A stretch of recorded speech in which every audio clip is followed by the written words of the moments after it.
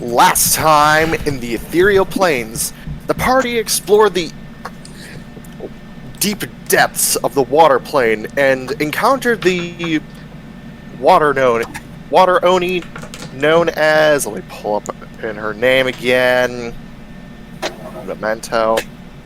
Whoa, you're leaving out the fact that we climbed up a gargantuan water beast. To that. You encountered the water Oni Abyssal Black Sea, one of the Oni that had decided to, well, cause chaos and, well, make havoc. After dealing with a majority of her beings and climbing up over a 12-hour painful stretch of a gargantuan leviathan, the party felled the Oni in question and saved the Hersher of Ice, who had introduced herself at the end of last session. With the newfound friend of Kate Glacia and encountering Emiko again as she joined up with the party late because of how fast the damn thing was traveling. The party had started discussing potential rewards that they would receive from Kate herself. That is where we were going to be beginning session, as you guys are still on the head of the giant beast, talking with her. Whee! So, Kate folds her hands behind her back, sort of in a semi-militaristic pose as she looks over you all, as you're all probably either beaten, bruised, cut, slashed, impaled, what have you. Some of you I'm feeling pretty good. Oh, sorry, hold on. I'm feeling great. Looks down at myself. I don't think I have a single scratch. Some of you better. Oh, how wonderful for you!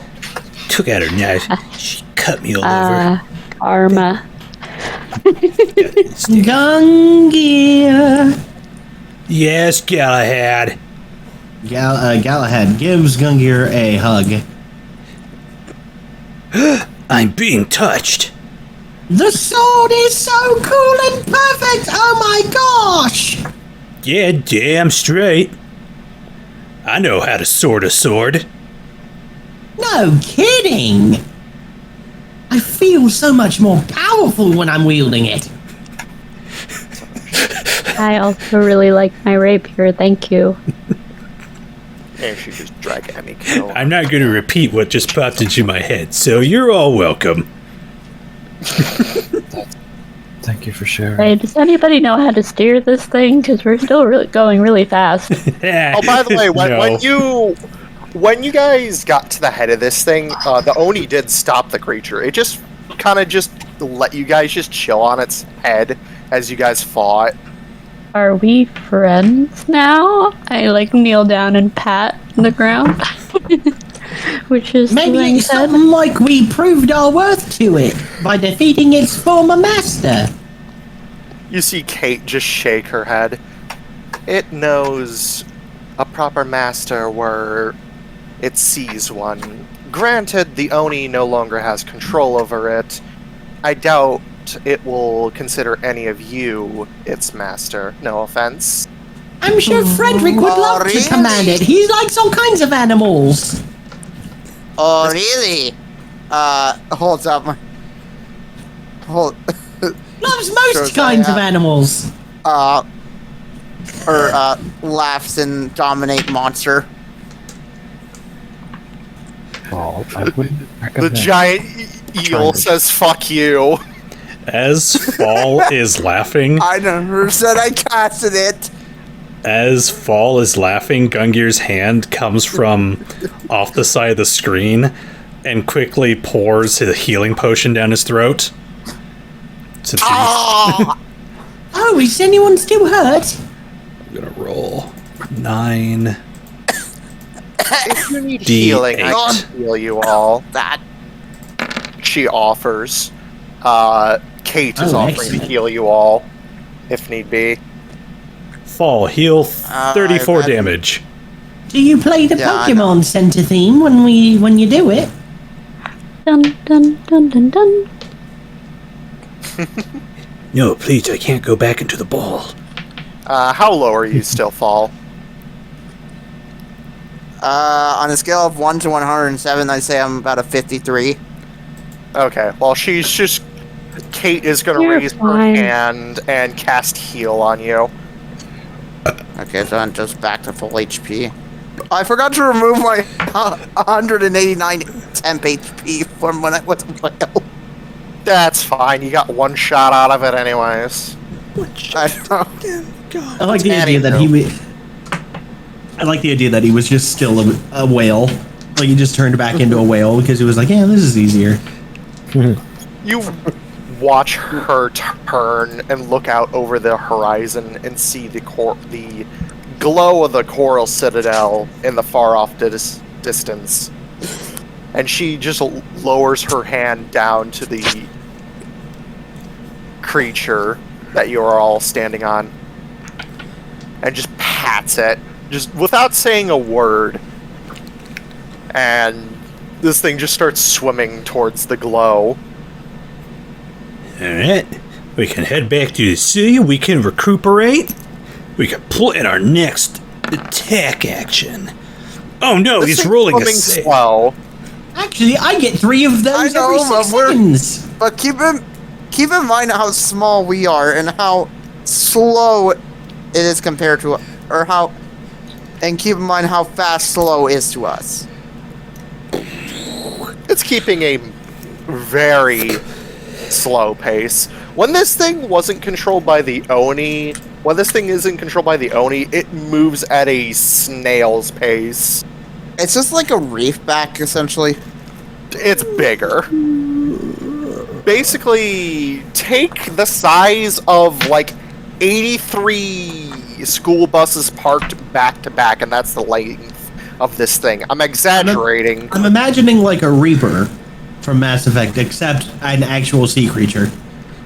I was just thinking Godzilla.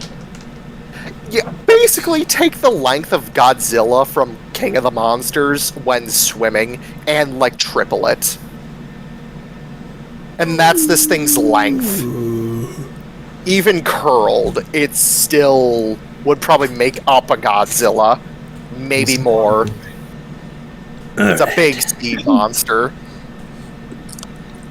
Alright. But yeah, Okay, you well, just see Kate basically commanding this thing to go back to the Citadel. and just to double check, there was none of those creatures left over from our battle. They disintegrated, right? Or evaporated. Yes, most of them. Okay. The ones that were controlled by the Oni either disintegrated or fucked off after you defeated them. Okay, I was just double check, triple check. There was a little spot in my I head mean, that was we like, did get parts. I mean, we did get parts from the dragon. from what? Yes, The 'cause- dragon prior. We did? Yeah, the blue dragon. The blue dragons were the only thing that you actually got parts off of, comparison to the leviathans. Wait, who gathered parts from the dragon? I don't remember. Somebody did. I don't think anyone did. I know it was. I do.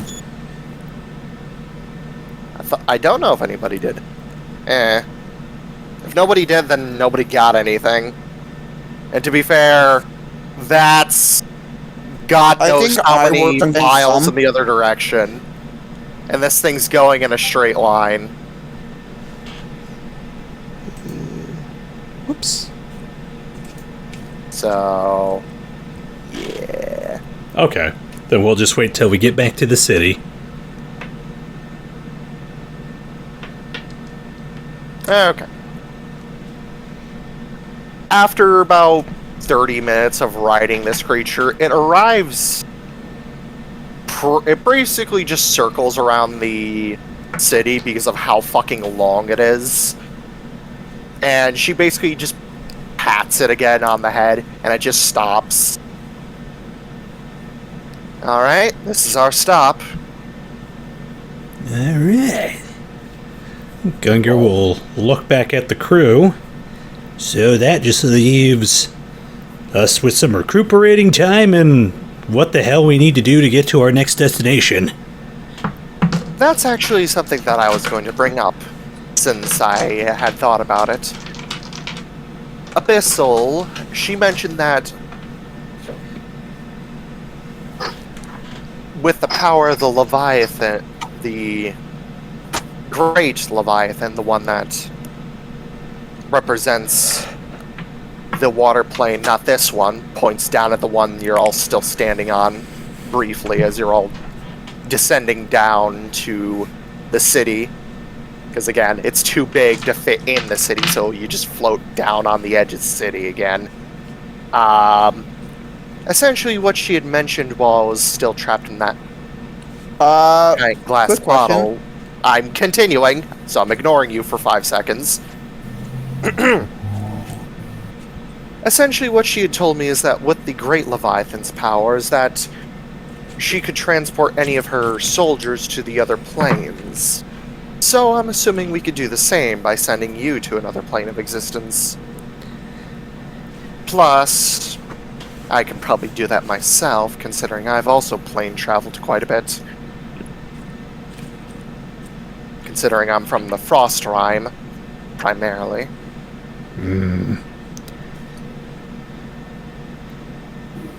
So, I suppose that is going to be the one of few ways you're going to be getting to one of the other planes. It just depends on which one you want to go to. Though, I would highly recommend that you either do air or earth next. As fire is the most detrimental and the most extreme of all the planes. Don't want any of you disintegrating as soon as you step in now, do we? That's alright. I was born in fire. Literally. My mama was a kiln. Does I'm not resistant. plus. Even if you are resistant to fire, even if you are made by fire, or have set any affinity to fire resistance, you cannot get past the extremities of the fire plane. Yes, Got Kip. extremities? What are those? happens to the submarine? It's still floating. It's still anchored. It's back at As you the left it. settlement. If you can call it that. You watch Whatever it the was. giant Leviathan lean down towards her, and she just looks back up at it, feeling its presence. Oh, right. And she just points back off towards the trench. Go home, she says to it. And it just, like a lost fucking puppy, just goes back. A giant, destructive lost puppy. Oh, so cute. Alright, well that's taken care of, she says. Like, wiping some of the slime from its body off of her hands and shoes. Would you Gross. would you be able to transport us along with our submarine? She pauses to think. The only place that could maybe manage to hold your submarine would be the airplane. The earth plane, that'd be another whole story. Hey, Gungir, why don't you build a giant drill on the front of Activate it? mold mode. I could. That would take a while, and a long while. You don't have that time. And And plus, especially To the chaos by plane! yourself. and plus, it would be copyright infringement on Toho. Oh, because we're not already in shaky legal waters. Yeah, exactly. Anyways. Well, before you do decide whichever plane you decide to go to, let me reward you. And she guides you back inside the palace, where you see a lot of reconstruction being done with the people that are left here. It seems like after the Oni's defeat, that a lot of people have come back to the city. A lot of people fled. Where'd they flee to in the water plane? Or did they leave? They fled to different areas that were safer, that the Oni and their minions couldn't access, or just went to safer waters. The water plane is absolutely gargantuan. The Oni, yes, while had a massive control over the place, couldn't oversee everything. So there were still safe havens here and there, and, well, essentially underwater bunkers of sorts, where people hid out near the city.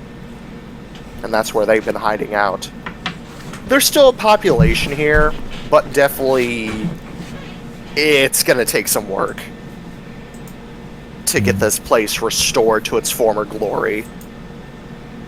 You follow Kate through the large hallways of the palace, and you see her enter the throne room and just give a long stare at the throne itself, which is completely made of coral and various shells of different sea creatures. Just a forlorn look on her face. Something else wrong? With the queen dead, there will be need of a new queen. She never had an heir. Or, well, scratches the back of her neck. Was in the process of getting an heir, but I never really paid much attention to that mess. For now, I suppose I will take over for temporary until a new ruler is chosen. But I do have access to the vault where their hoard lies, so I can at least get you some form of reward for saving the realm. If you wish, you can wait here, or follow me if you want. It does not matter which.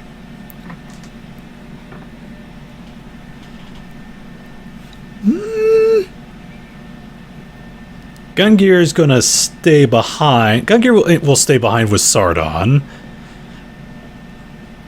Alright. Does anyone want to follow her?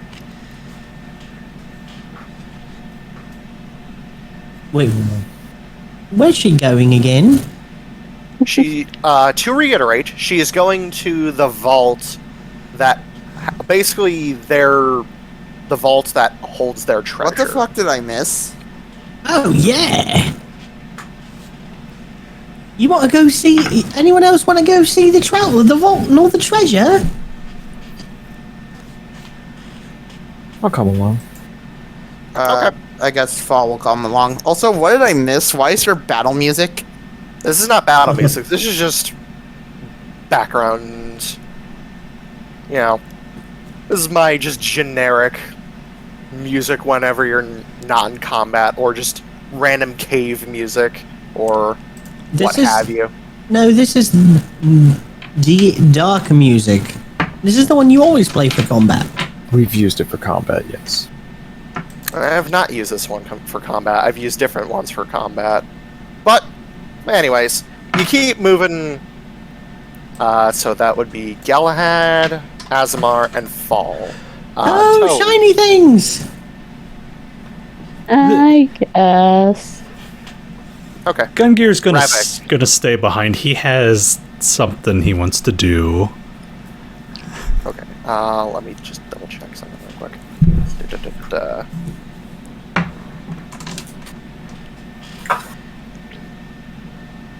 me a second.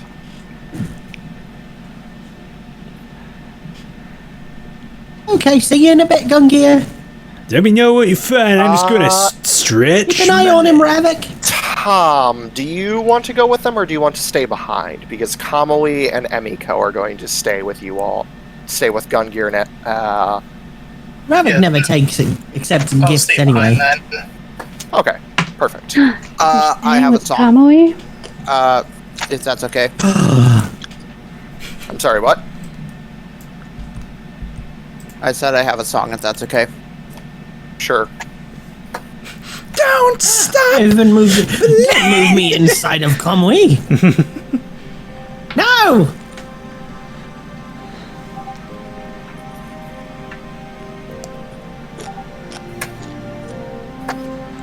So could you And- pause, pause, there you go.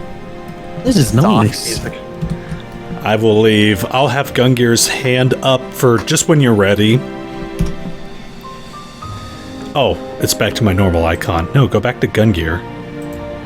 Oh, I don't even have the icon showing because I just have names showing. Yeah. But yeah. Alright. So you all will go with Kate and the rest of you will stay behind. So first and foremost, Tom, I know you DM'd me that you had a thing you wanted to do with Kamui. Yes. So I will let you do that first. So Ravik will come in front of Kamui and say, look, I know we haven't probably ever gotten on the same terms throughout, considering our dispositions and whatnot, but there is a reason I did try to remove your curse, and that is for the sake of what Morgan would have thought of me if I didn't try to save you.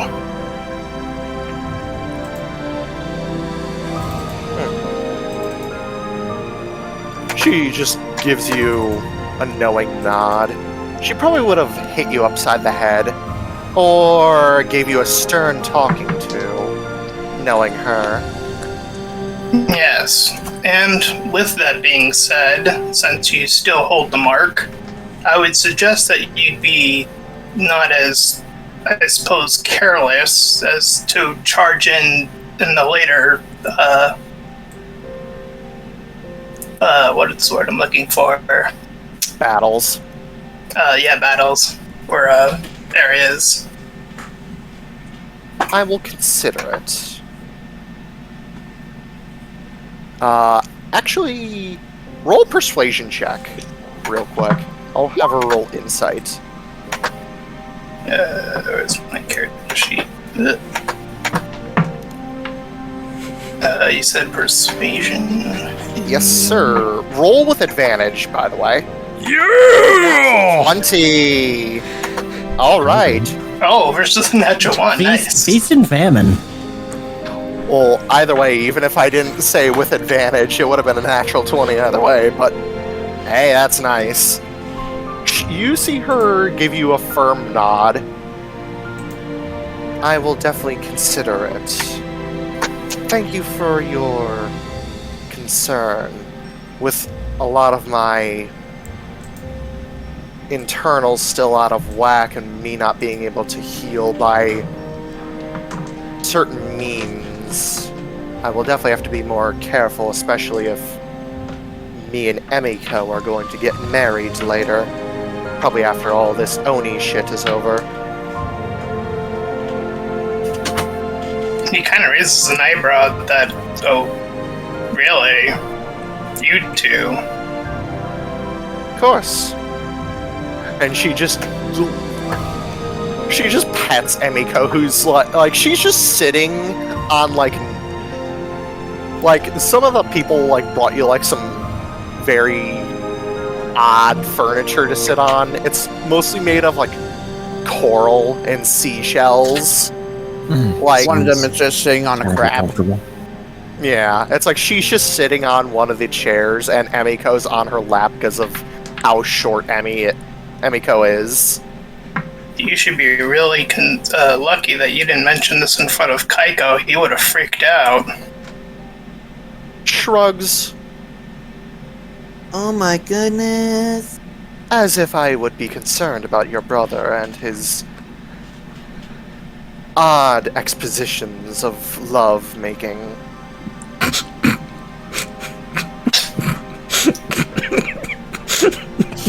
Do I need to rephrase that? She says. What is going on? Expectations? You five do not hear this. Expositions of lovemaking implies that he goes on long rants about talking about doing the nasty. Expectations. I think that's what you heard. Yeah, I think that's what I meant, but, you know, me, English. I forget sometimes Kamui likes to be fucking weird, and also my brain isn't functioning, so deal. Oh my goodness, first you take the willy, and then... No, Kaiko, no! Alright, so, is that all you wanted to talk with her about? Yeah. Okay, Gungir, I'll get to you next. While these two are talking, Gungir's gonna pull out his gun droid and start taking photos of the place. He's gonna kind of walk on up to the coral throne, take a couple pictures of that. He's gonna look over his shoulder, noticing Ravak and Kamui talking with each other.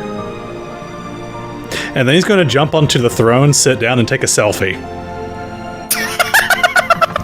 Okay, are you gonna do this stealthily, or are you just gonna sit there? This is gonna happen... Move action, sit down. Standard action, take picture. I'm gonna roll to see if anybody sees you, because you didn't say stealthily. So, I'm not gonna have you roll anything. Yes, but all in the course of 6 It's seconds. Gungir. When is he ever stealthy? He's being a naughty Gungir boy. You get, like, some very sharp glares from some of the freaking water genasi and merfolk. And then he runs off.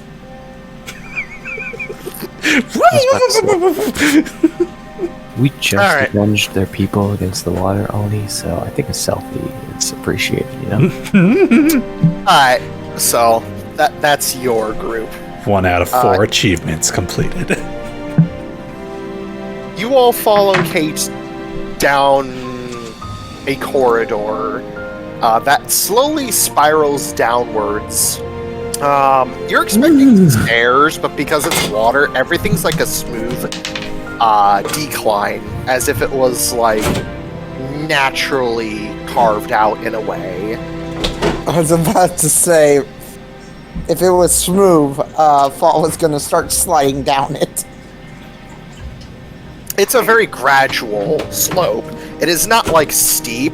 It's like very subtle. Like if you really wanted to, you could slide down this. Kind of like Mario 64 going down that chaos slide.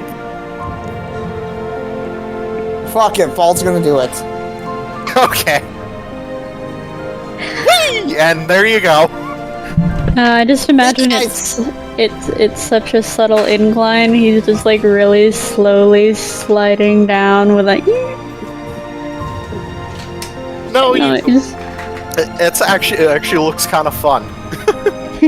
Yeah, so Fall just passes you guys. See you guys! You see Kate just shake her head. One thing that you all note. Magic items are calling, see ya! One thing you would all Oh, note boy. as you're walking with her is that normally, before you entered her radius that she has around her, the water was more tropical, warmer than, you know, basically just tropical warm water in a ways. The water around her, specifically, if any of you are within 30 feet of her, is freezing. Oh god, it's not a dry heat. Like, as if the water around her was below 0 degrees. And somehow not we're still freezing. Underwater. It's as if she's manipulating her ice powers to not freeze the space around her. Eventually, you all reach the bottom of this long spiral and find Fall. Meanwhile, Fall, roll dex save for me. as you're going down this slide. Dex save coming up. Motherfucker. 10. You don't anticipate how much speed you're going down. You're like, wee, and then you just see a wall in front of you. Oh shit! Bam! And you collide headfirst with the vault door. Is there no a fall-shaped hole in the wall? No, but goddamn, do you have a splitting headache now? I have a headache this big.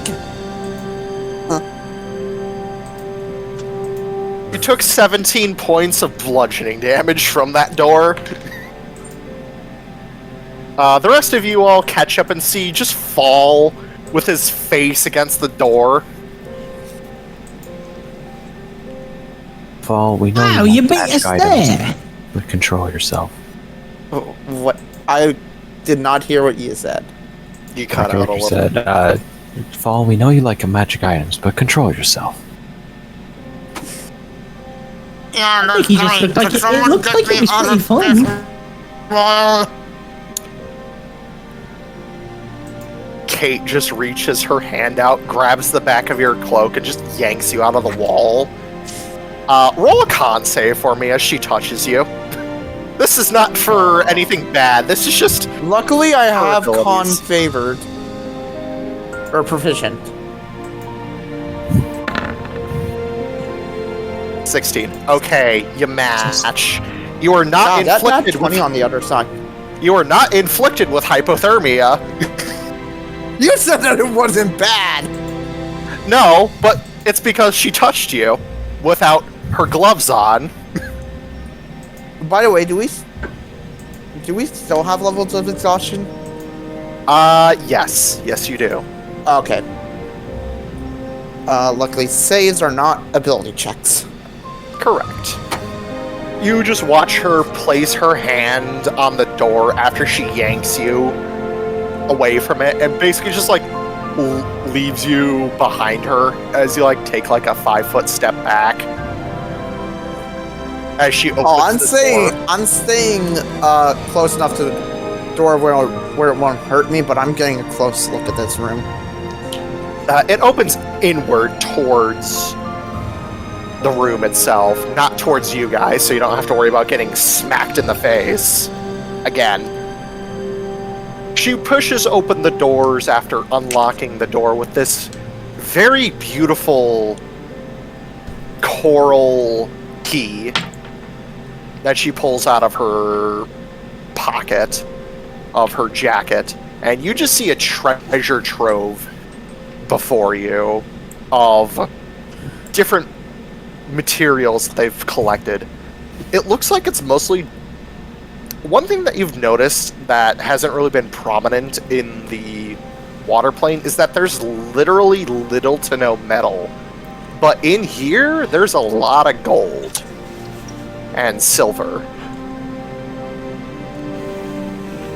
and other various materials scattered about here and there. But this room looks very secure. Like, you look at the thickness of the door. The doors are about 2 feet thick. Extra thick! And they're made of pure stone. But yeah, you see the gigantic vault in front of you of various materials. And you just see her just walk in without, like, any care in the world. Like, she owns the bitch. Because she technically does. From a... quick question.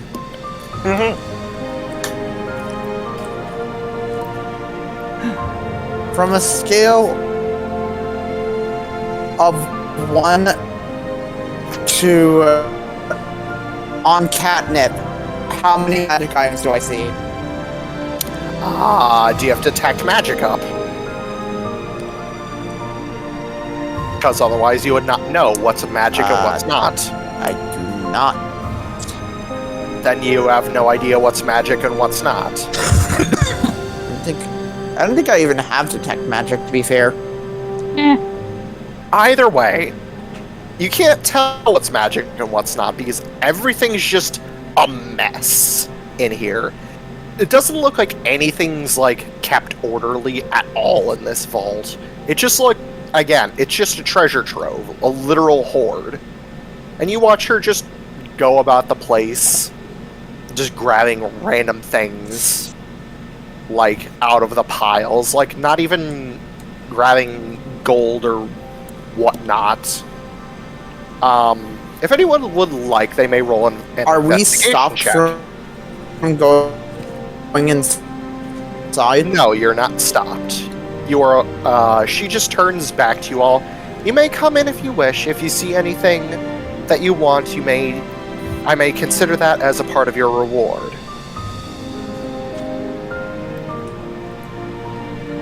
Question. Yes.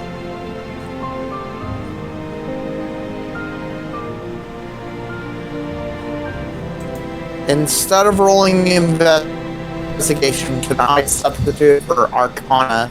Because I want to find magic items. I will allow this. The other three of you may roll investigation if you wish. I am going to use the Tides of Chaos to give myself advantage.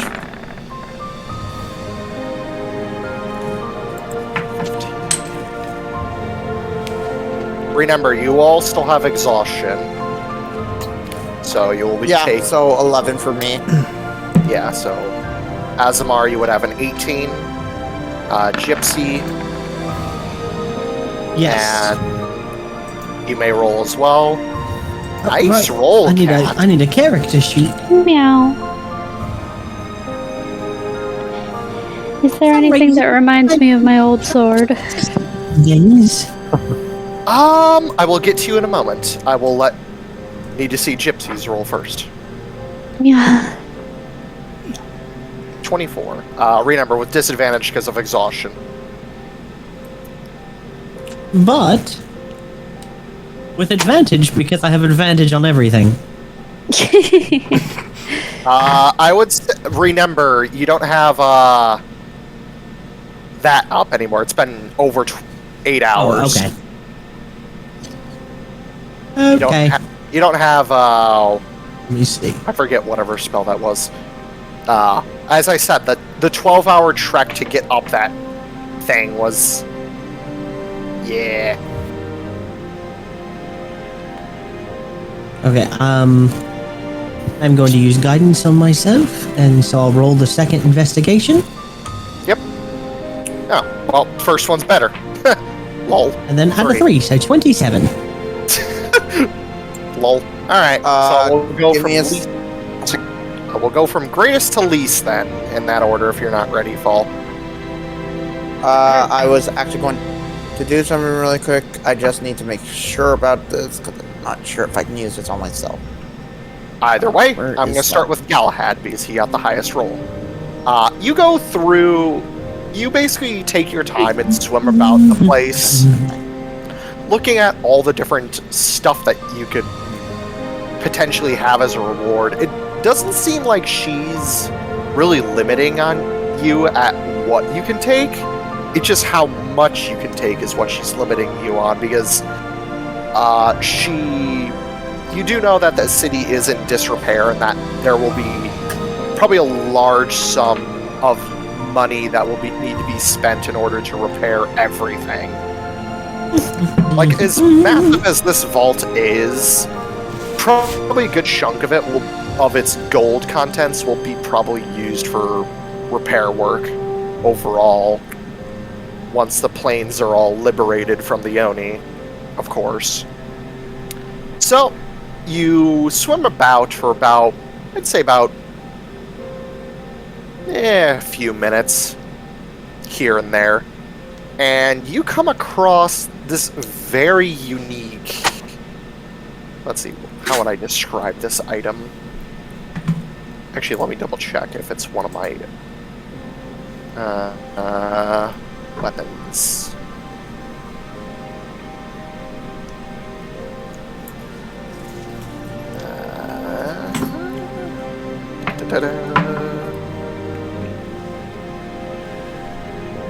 I need to roll percentage real quick. Where's my boulder?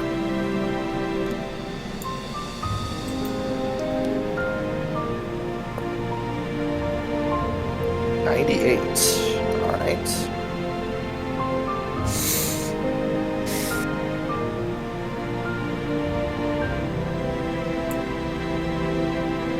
Okay, you come across this very beautiful black obsidian bow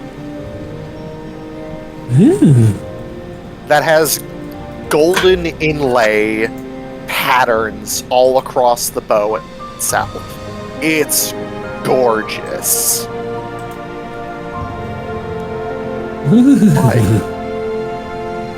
The string itself that attaches from one end to the other is golden string. Like pure gold string. And you don't know how this thing functions. Like, you pull back the string a bit when you pick it up, and it functions, it looks to function like a normal bow. Somehow. I will cast Identify. Let me see here.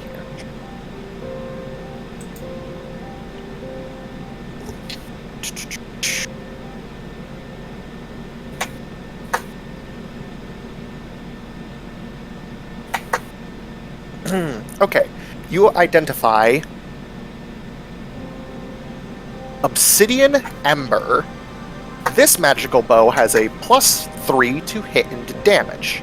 It normally does 1d10, or no, 2d10, 3d10 piercing, +3 for its magical bonus.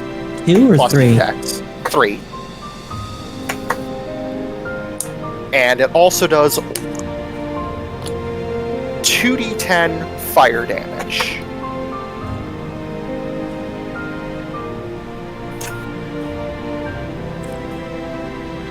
Okay. What was the name again?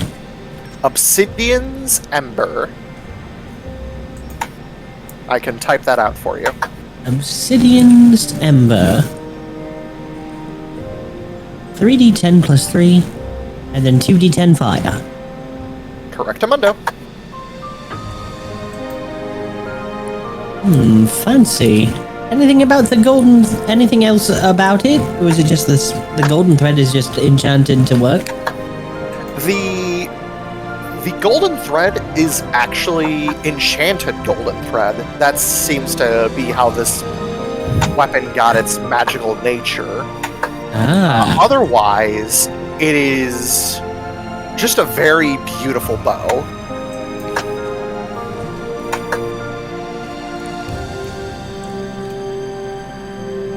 Alright, that is what you find. Okay. Asemar, you are up next. Yeah, You noticing also- that he doesn't have... that he's been, by Gungir, blessed with a lot of weapons, but armor is still a sore spot. Alright, so you're looking for armor pieces. And I know you specifically said a helmet. So let me roll something real quick for that. Ooh. Let me check something real quick. I actually need to look at my downloads real quick. My talent. This might take me a second. So I will get back to you in a moment. That's okay. Toe, you Yeah. look... I assume you're looking for something similar to your Shadow Dance? No, not that one. Oh, Yellow King. Yeah, I miss old Mister. Who should not be named. Alright. Don't bring Voldemort into this. Our toothpick rogue. Let's see. You were looking for specifics. Unfortunately, it does not seem that there's to be anything very similar to the Yellow King at all.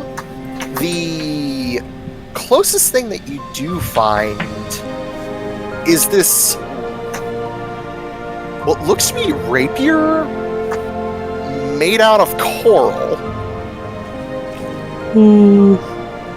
It doesn't look very pretty, though. I don't care if it's pretty or not. Does it work? I mean, do you pick it up?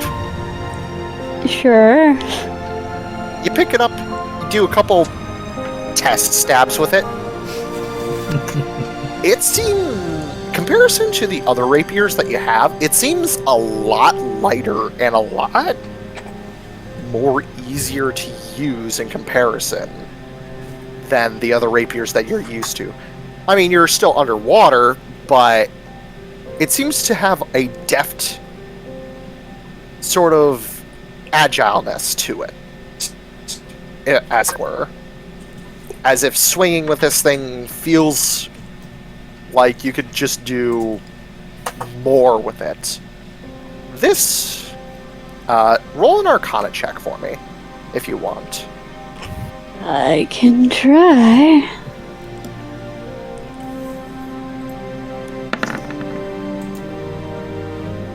And that should be a disadvantage. Yep.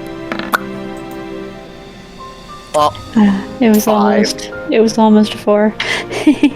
You run your hands across it.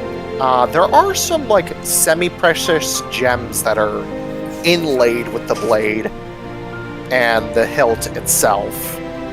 It is, you can sense a bit of magical energy, despite not being entirely magical yourself, or magical innate.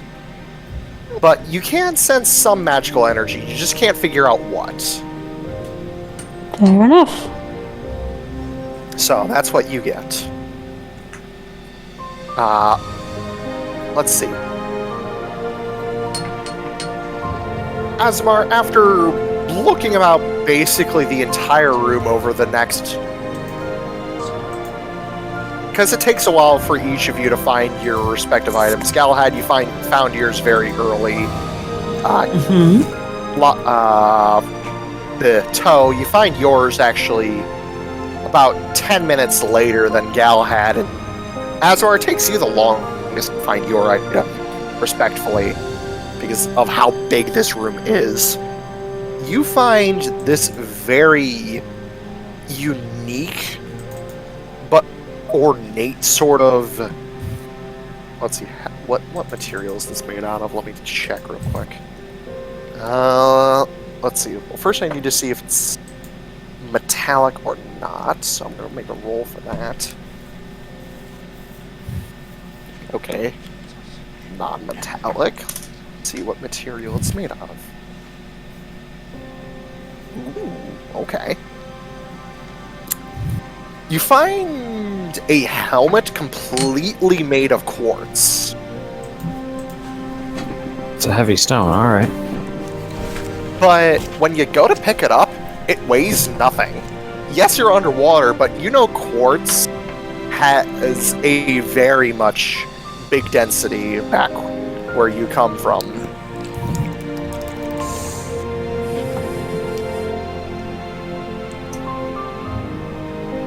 But it does look like it will protect you in some way. Always protect your dome. Sure enough, I'll have to see what kind of appraisal I can get for it. Or I can get it appraised to see what it does. Mm-hmm. Alright, and fall. You are looking for something to expand your spell list or some sort of chest. Let me roll a percentile.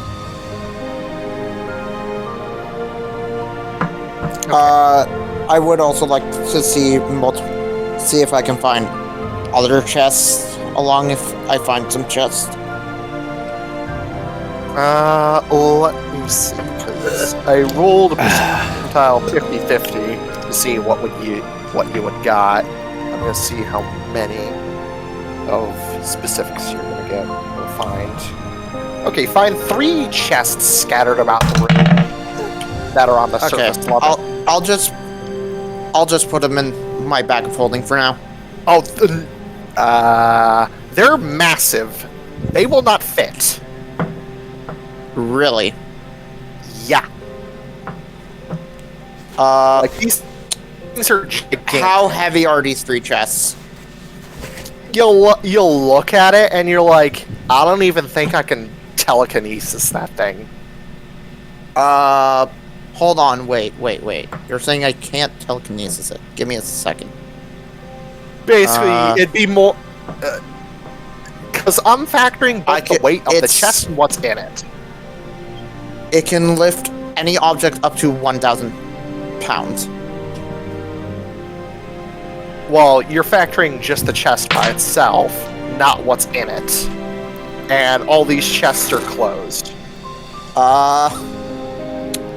You know what? I still have the sending stone, so I'm going to contact Gungir.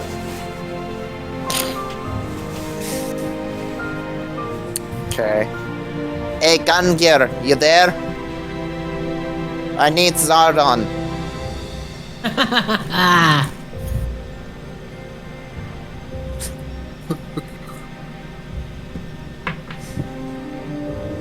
You see Kate look over and see that you're looking at the chest like, God, there's got to be a lot in here.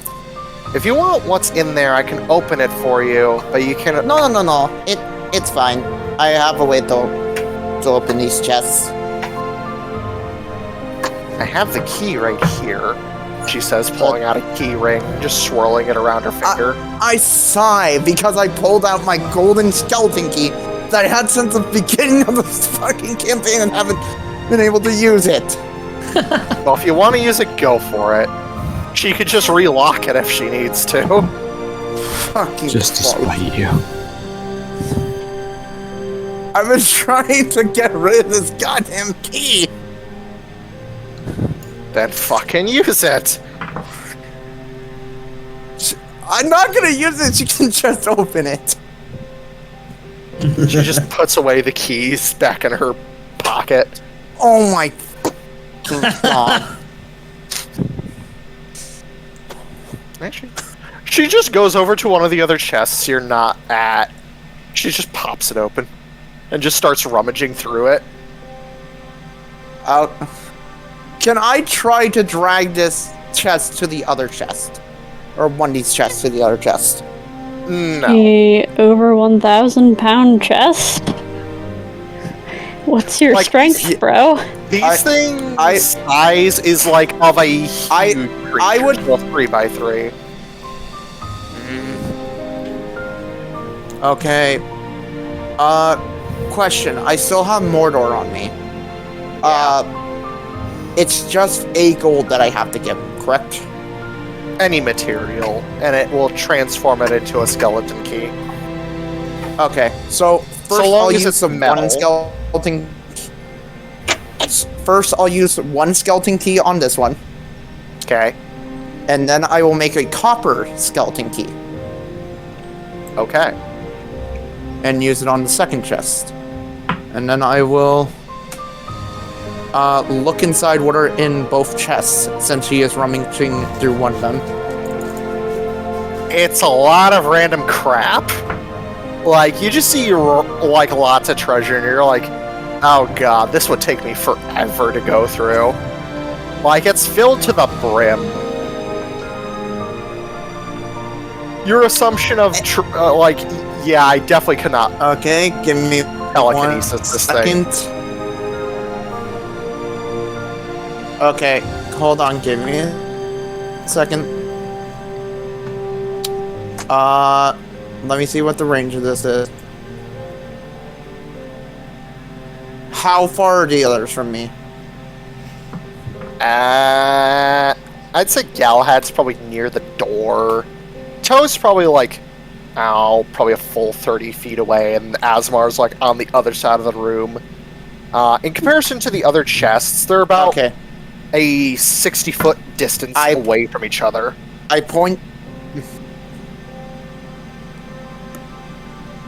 You point? Okay, I point at Galahad and say, yeah, I point at Galahad and you hear in your mind, yo, Galahad, found loot, come here. And then I point at Toes. Toe and the yeah.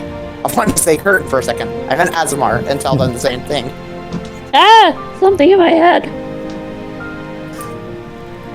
It's me, Fall. Ew, get out. Come here, big chest full of loot. 2 with them. We're in a big room full of loot, so what? Also, this is supposed to be a gift. Let's not go scavenging the place as if we're entitled to it. There's like a million things lying around. Why are you looking in chests? No, he's got a point. Maybe there's something good in it. Because sometimes chests have very good things in them. It's not about taking more from them. It's just about taking the thing that we want. Grumble, grumble.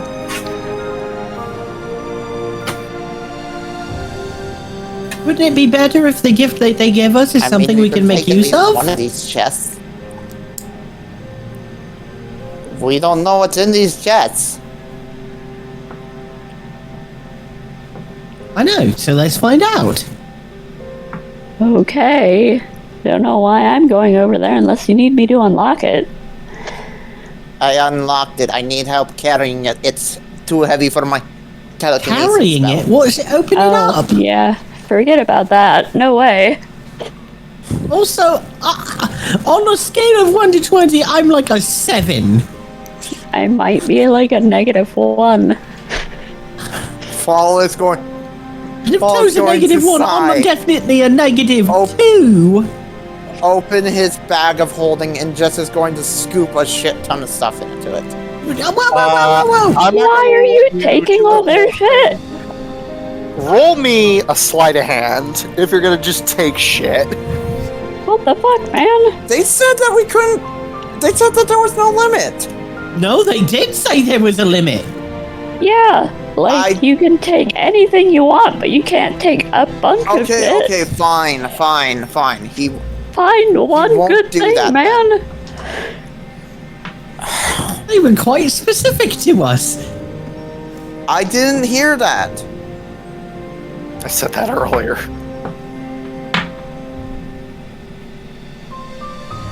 Okay, fine. He's going to look at the magic items. I don't have the ring identify anymore, so I can't really tell what these are. I've got a Too few bad more Gungir casts didn't on me. come down.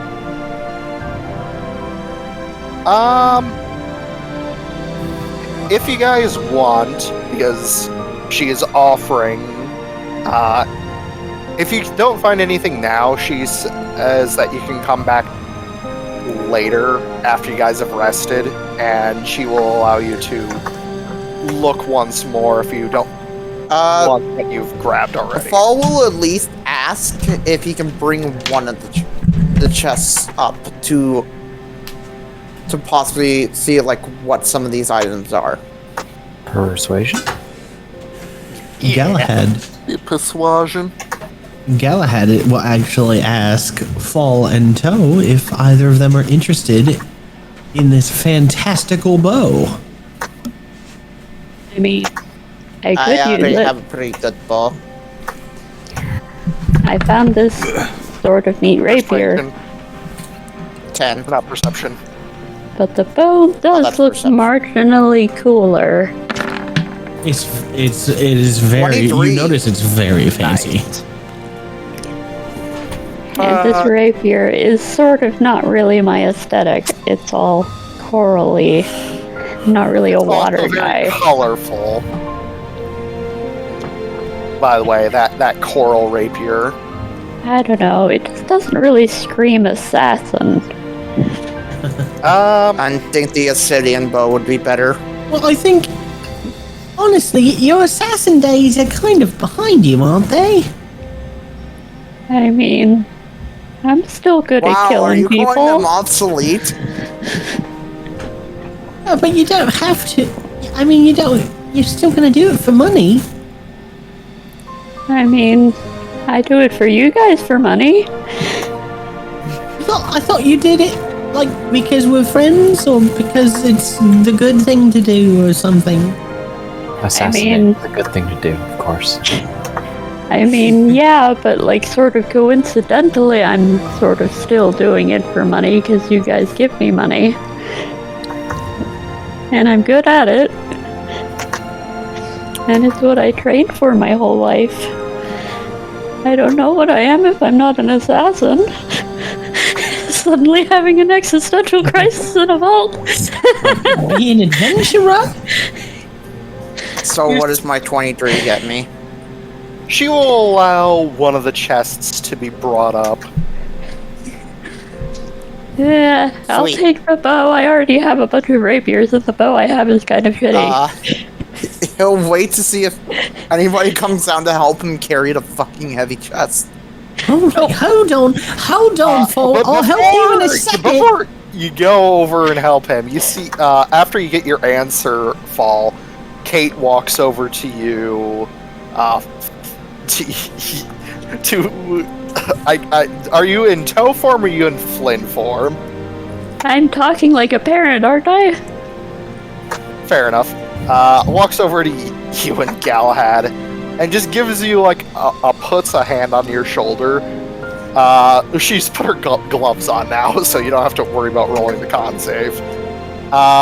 She just gives you a firm look in the eyes. I understand that you are going through a hard time with what you are dealing with, especially regarding your whole situation with your being an assassin, she says, raising an eyebrow.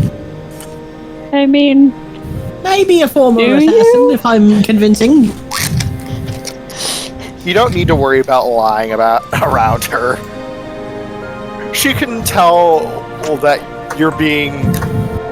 I mean, you weren't exactly being quiet about it. I mean, otherwise I can always cast Zone of Truth. I mean, yeah, I wasn't being quiet about it, but I don't know this lady and she doesn't know my business. You don't She just looks at you. You don't know me. She just gives you she does give you a knowing look and just gives you like a solid nod. I do actually understand you and your situation quite well. While assassin work is not exactly my forte, mercenary work was back before I became the Hersher of Ice. With my father before, well, he died. But she just does like a small wave. That's in the past. And that is indeed behind you. You don't need to necessarily rely on... Shut up. She just gives you this look and That's it. says, No chest for you. anyways, continuing on. She gives you the look, like a look of, like, I understand what you're going through. You're not the only one who's had to abandon their old beliefs, despite still being technically associated with that. You're still a part of that. You're just not practicing it as much as you once did. If that makes any sense. You may roll insight if you wish. Sure. Astra was Astra the one that my quote-unquote mom or my quote-unquote dad used to have? That was the one that the asshole named Jack had. Is he the one who was supposed to be my dad? He was your quote-quote dad, but your actual quote-quote dad is Alexander. Which is still weird. Okay. So, you completely believe her. She is not lying to you at all. She's being 100%... Well, she is blunt and a bit uncouth with her statements, she is telling the truth. Okay. That's nice for you, I guess. But she was talking about you. Yes. I guess. She begins to walk back over towards... We're all worrying about this too much. Let's see if I can find anything interesting. If you're going to take this link bow. Here, have this weird rapier. Right, that's it, knife. I hug the rapier and go walk up, stand in the corner.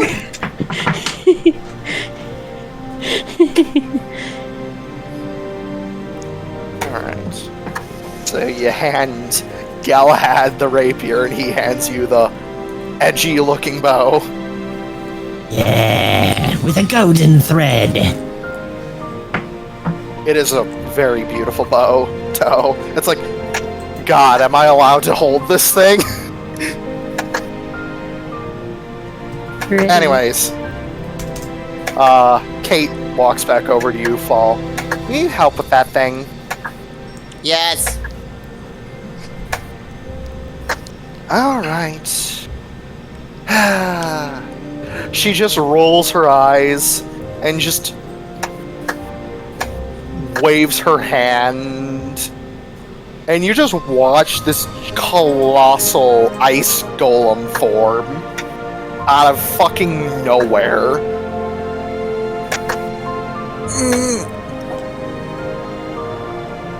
And just grab the handles of it.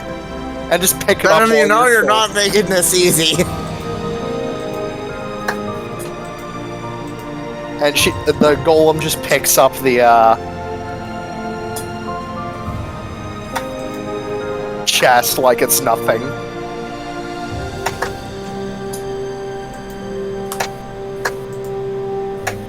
Alright. By the way, your name wouldn't happen to be Elsa. I already introduced myself earlier. It's Kate Glacia. Thank you very much.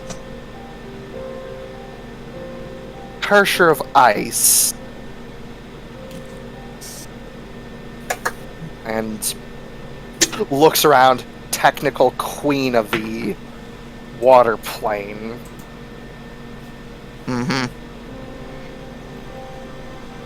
You grab what you want, she says aloud to the room.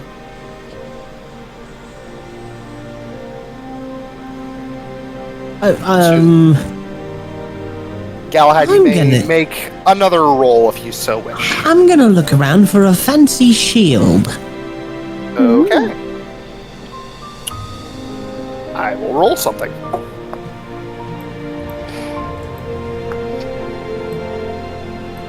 Nice.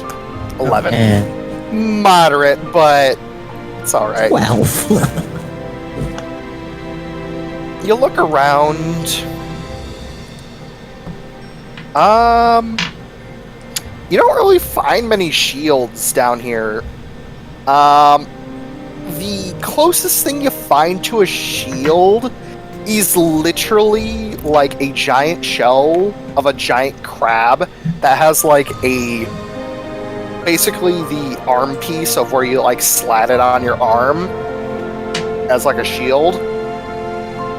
Otherwise, you do find 4 large dragon scales, like big ones. Ooh. Like, you roll history check actually for me real quick. You got it.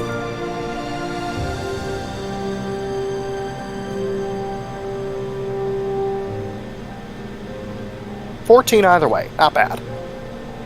You remember Blaze mentioning something about certain colored scales like these. These are rainbow scales. These are used to make Draco shields.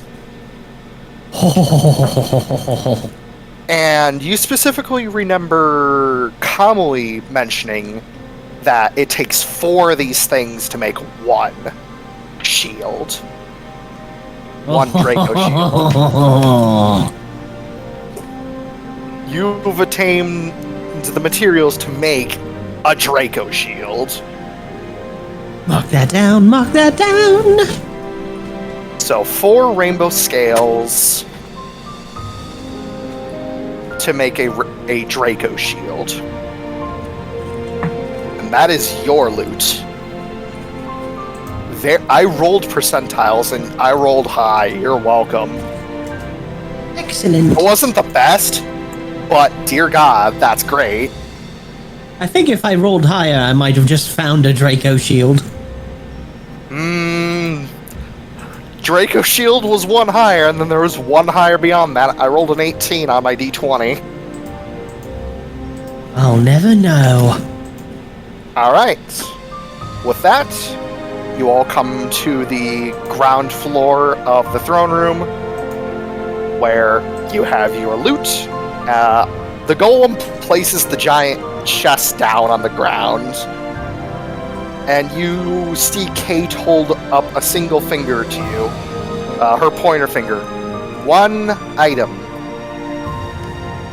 she says, looking at you, Fall, and then just points her, like, does the finger motion of, like, I'm watching you.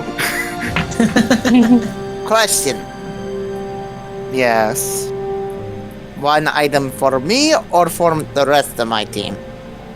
You and they may choose an item from the chest if they so wish. Fall smiles. Got it. But you may not pick for them. Okay, I'm fine with that. Where are we again? Basically, you get the golem basically trudged up the stairs with the chest and basically placed it down in the throne room. That's where you guys currently are. Hey, So Gungir, wanna help me search through this? Gungir is conspicuously absent from the throne room. He ran out. Blinking outline of where Gungir was. Sardon's still there. Sardon is still there. He did not go with them. You didn't give him an order. That's No. the problem. Gungir just ran. Is there a way that I can contact Gungir via you?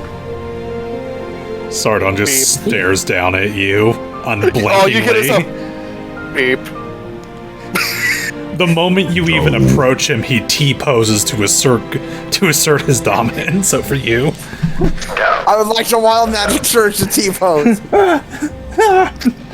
T-pose. Dear Lord. You know, I am going to try to ask something. Alright. If I can possibly get a certain spell in my spell list, or my spell. Alright. What are you looking for? So this is a third-party spell. I'll just post what it does really quickly. I'm scared. It's nothing super bad. Doesn't matter, we're still scared anyways. We'll find a way. I'll just post it in the general. oh god, it's from the book of erotic fantasy.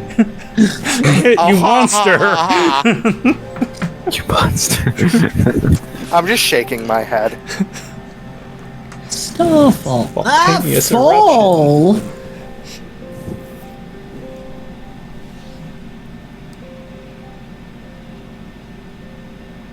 Let me roll. No, they do not. They do not have that spell. Damn. The closest thing I can probably get with that spell would probably be either Water Spout or... she pauses to think. I mean... There is one thing I can give you, she says as she... Let me just look at her abilities as the Hersher Vice.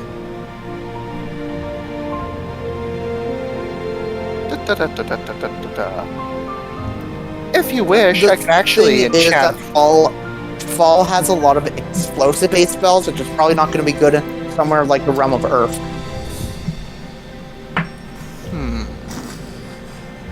Pauses to think. You know, it would be good in the realm of Earth. A shapeshifter. Huh. Really? I mean, a skin changer. Oh. Wait, that doesn't work either. Oh, I if you get want it. something like that, I can easily procure something for that for you. A staff of polymorph. Yeah, by the way, fun fact, I have a lot of staffs already, as he pulls out the Feywild and the Warp Staff. I meant for anyone to use. Yeah, fall. It gotta have, like to be able to No, it's alright. morph everybody anytime. I'm all magicked up. Looks to everybody else. Now, those two don't certainly need it. Nods towards Kamui and Emiko, who clearly don't need polymorph. Would this be polymorph or true polymorph? Polymorph. While I am a 9th level caster, I do not know that spell, and neither did the Queen.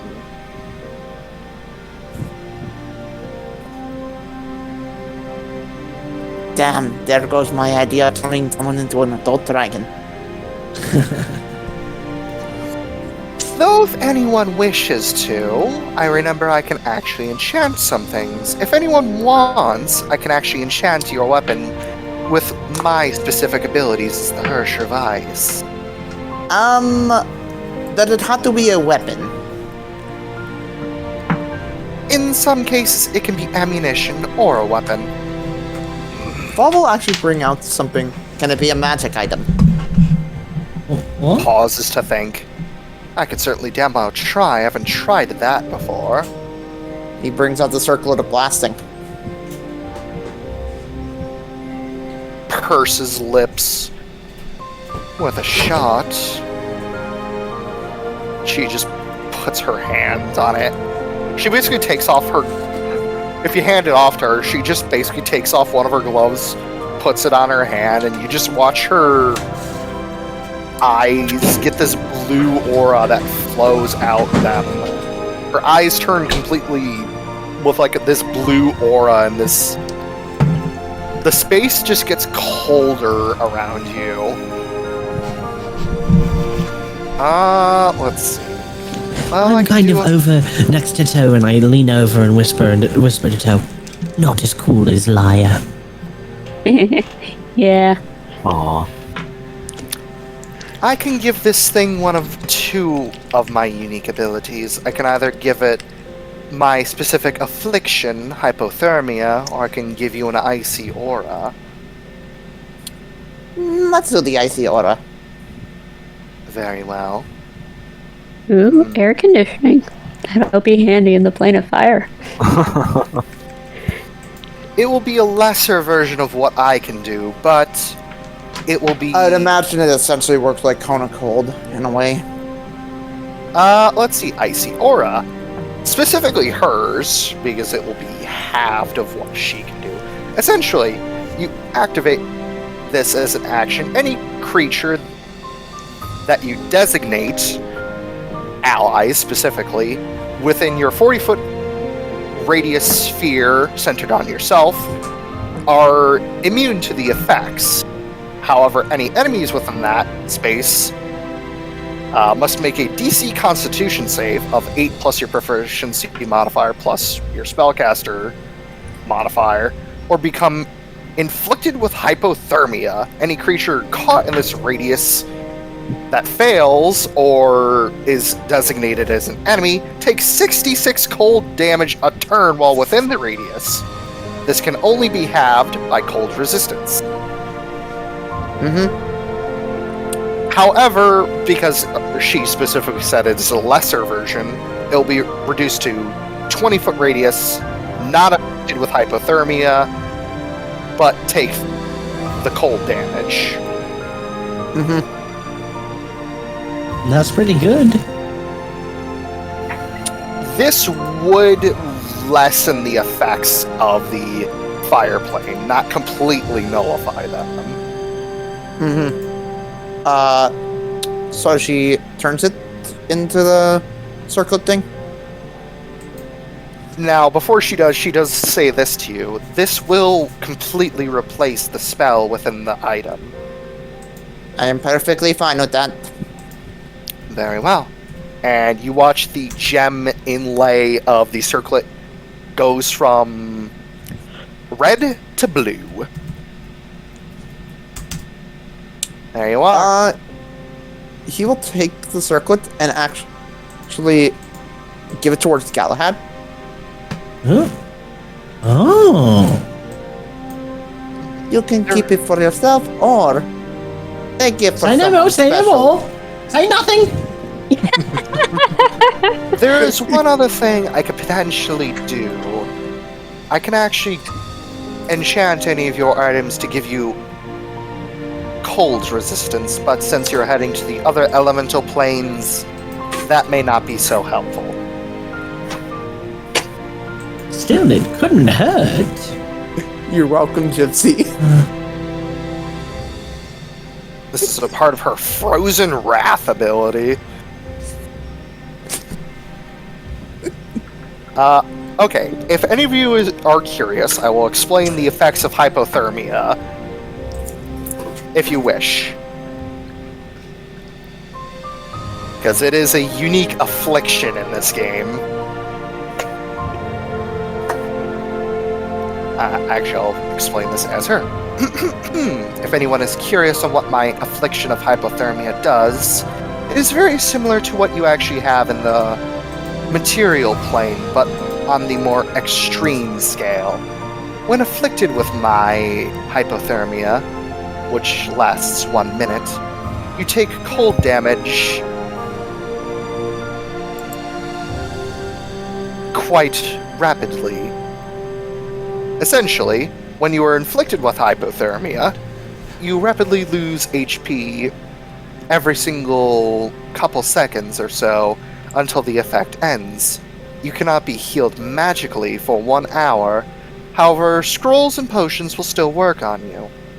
While under this condition, your movement speed is halved, and you can make only 1 attack per round, regardless if you have extra attack or not.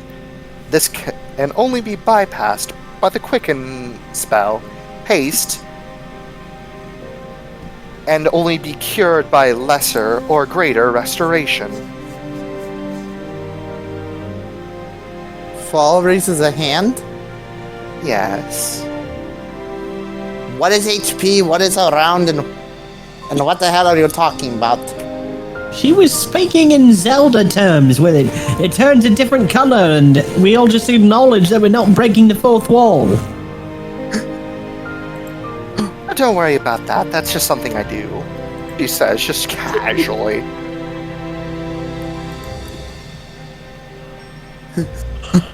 So yeah. Why Mage is always flying off the handle?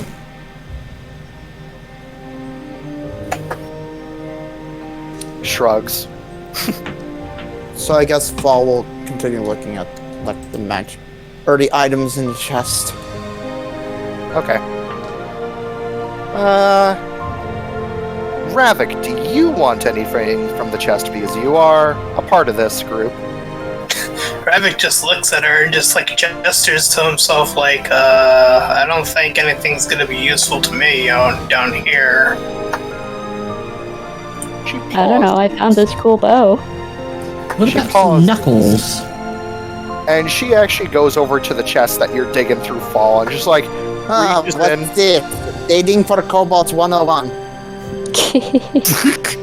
She just reaches in, just like ignoring you for 5 seconds, grabs something and walks over to you, Ravak. And she puts her hand out and offers a horn to you that you blow into. What is this for? In case if you need to call Oh, no. upon our aid in the future. I see. Ooh. Or more particularly, this will call me to help you out Venom question. Yeah. Did you just essentially give him the Horn of Heaven? To a degree. The It's a what? Horn of Hersher. Yo, I Horn got the of Heaven. Avengers Assemble thing. The Horn of Heaven, it's a magic item from 5e that basically you blow it and you summon Celestials. Yeah, but this is a different variation. It's the Or horn of the fallen founding warriors, fathers. So essentially, she gives you the Horn of the Hershers. When you blow into this horn, you can basically summon from any plane of existence, or into any plane of existence, her, specifically. Or if she isn't available, she can summon her gigantic ice golem to help you out. I see. Very well. I only use this in the most dire of situations, then.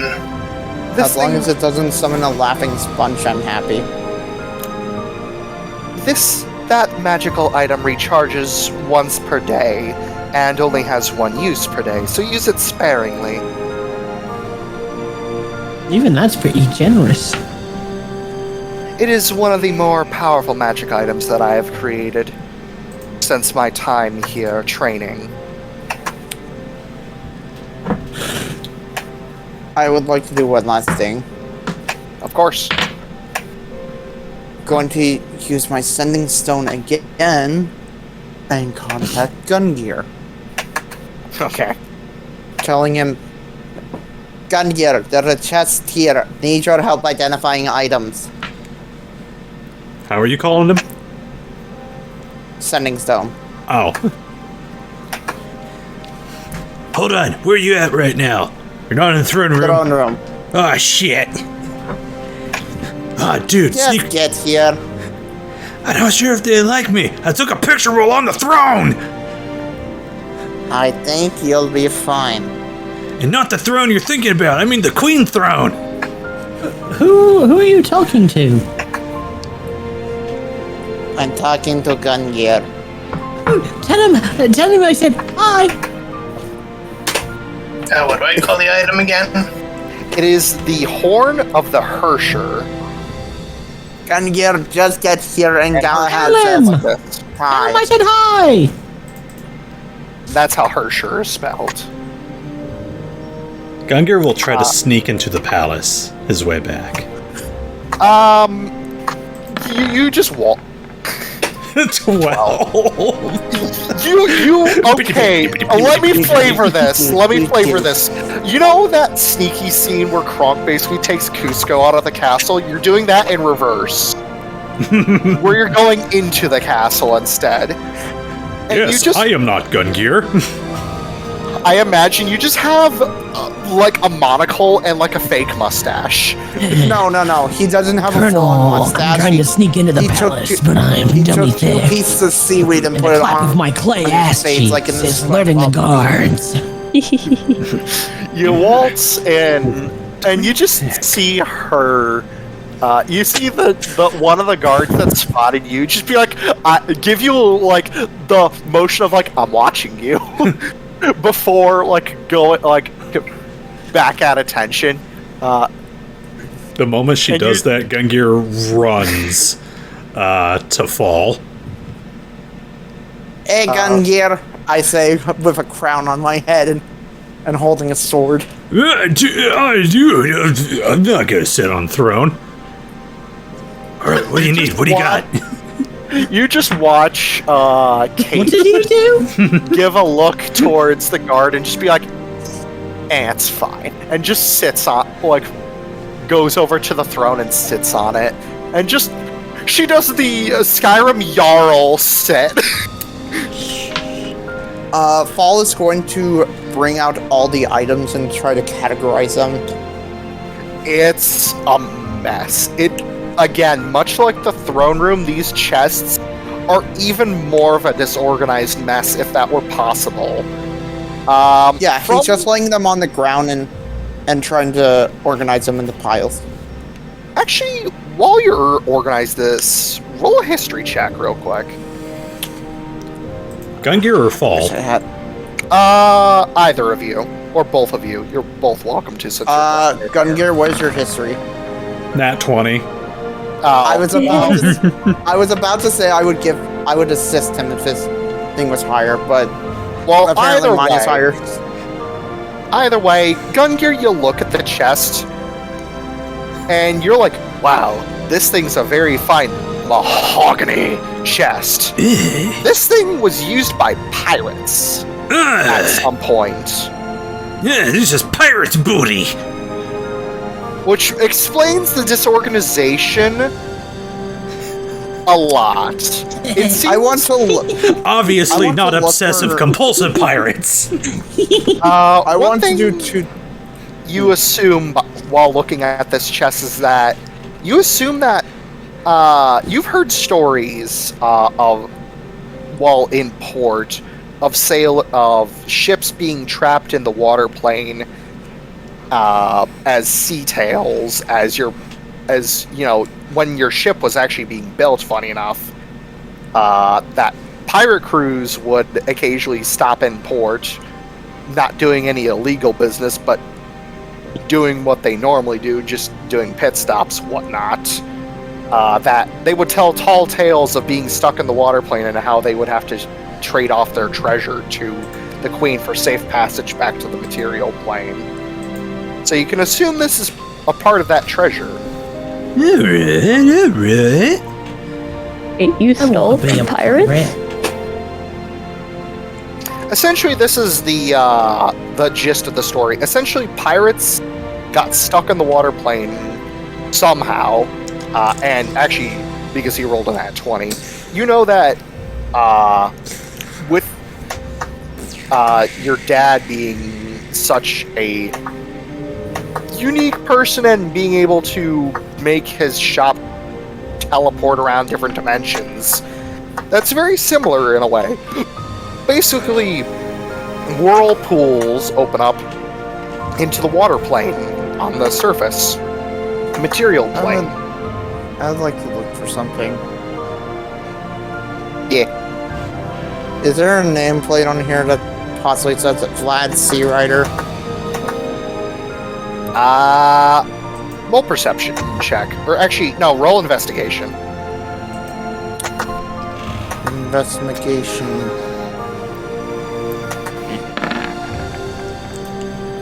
Not bad. 20. There is no label on this thing. It's just a big ass fucking chest. Thank God. I was about to say, is it your father's, perchance? That's what I was making sure. It's not. Pity.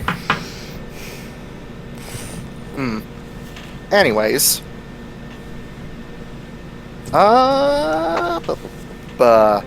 You're categorizing everything, right? Yes, I'm categorizing everything in basically one pile is like swords, one pile is staffs, stuff like that. Alright.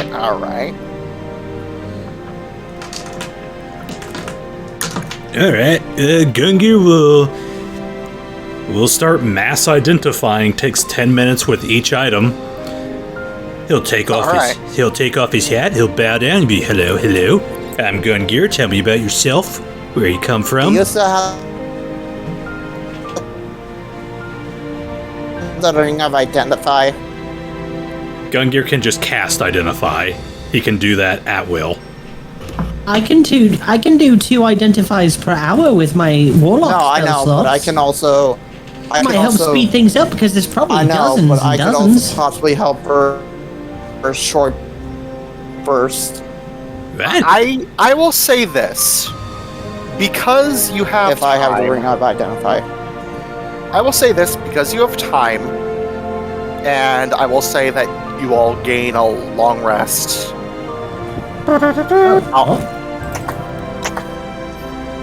Essentially, I will give you the specs of what this chest had. Most of it is non-magical. The things that are magical are, I assume, you separate, and the non-magical you can chuck back in. The few items that you do Pretty find much. that are I won't like disorganize it again. I will like put each pile in one. okay. So you basically separate everything of what's magical and non-magical, and you chuck the non-magical back in. The only things that are of value, of non-magical value, is that there's a... Let's see, hold on, let me actually see what material this item is before... Because I already determined what it was. Ooh, nice. You find a mithril sword that is non-magical. We found a ring of apocalypse. Shut up. You also find... What material is that? Oh! An adamantine helmet.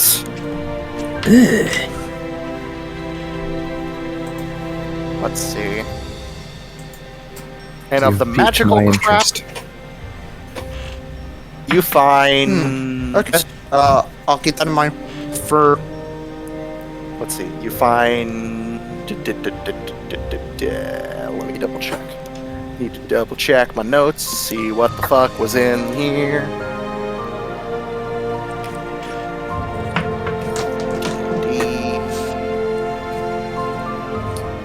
I'll keep that in mind for the adamantine one for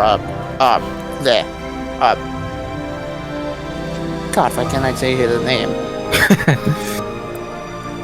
Asemar. Thank you. Yeah, you noticeably hear him, see him peek up, and it's like, oh.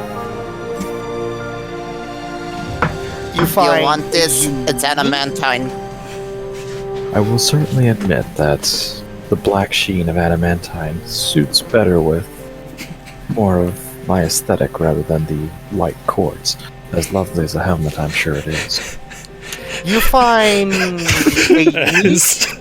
As Asemar put it himself, once you go black, you'll never go back. Dear Precisely. Lord. Let's see. You find a unique short sword called Cloud Splitter.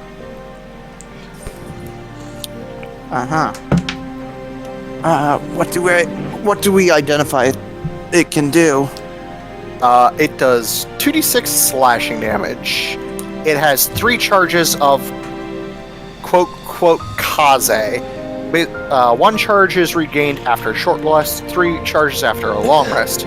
Kaze can be used to cast Zephyr Strike and Warding Wind.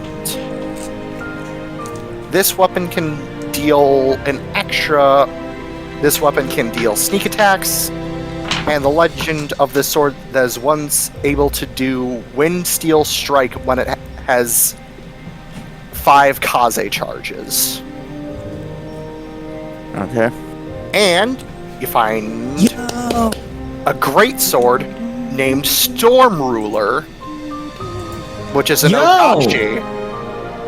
Most effective against giants. This is Okay, a so plus wait. 2. This is a +2 greatsword. It has the ability of Lightning Strike. You can attack with this sword as if it was a ranged weapon up to 100 feet for 2d4 lightning damage. Is that it, or Let's see. Base for lightning. It deals an additional 1d4 when using base damage. When dealing a crit. Oh, when it crits, the sword may produce a mighty flash of lightning, blinding an enemy for 1 turn. so? What I'm hearing is I have a sword that can do a lot of melee base shit, but as I'm not really melee focused, that's not great for me. It's from range. No. The cloud sword isn't. Yeah. Oh, but Steel Wind Strike is really cool. Yes. Yeah, but the other one is a ranged lightning sword that is very low damage output.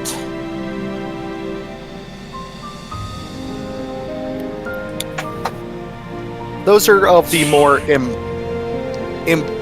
rather more rare magic items that you find. Everything else is kind of like meh. Well, And what are not the more exciting. meh ones? Let's see. Another Ring of Identify, funny Yeah. enough. Pardon me. Let's see. See how many more meh items I already labeled one, so I'm only gonna do. Oh, perfect, 5 more. Let's see. A ring of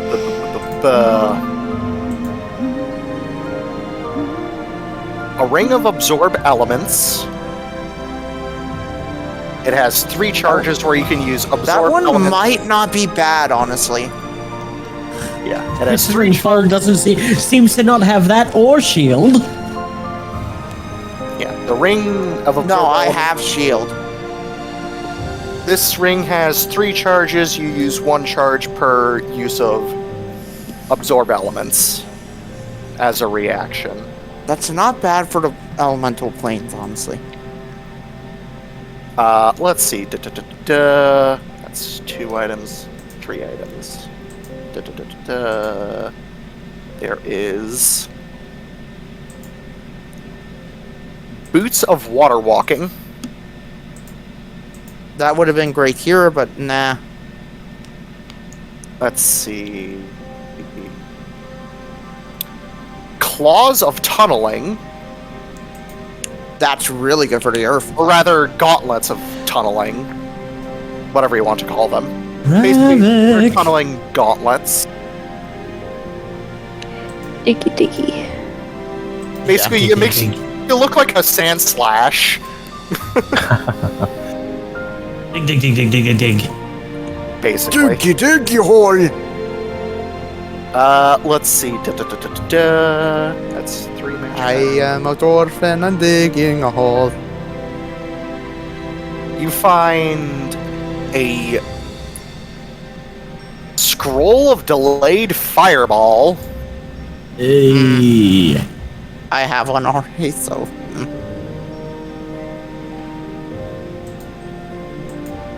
Let's see. That was 4, correct? 4 Yes. items. Okay. And the other 2 are also scrolls. A scroll of 9th level chromatic orb. Okay. And a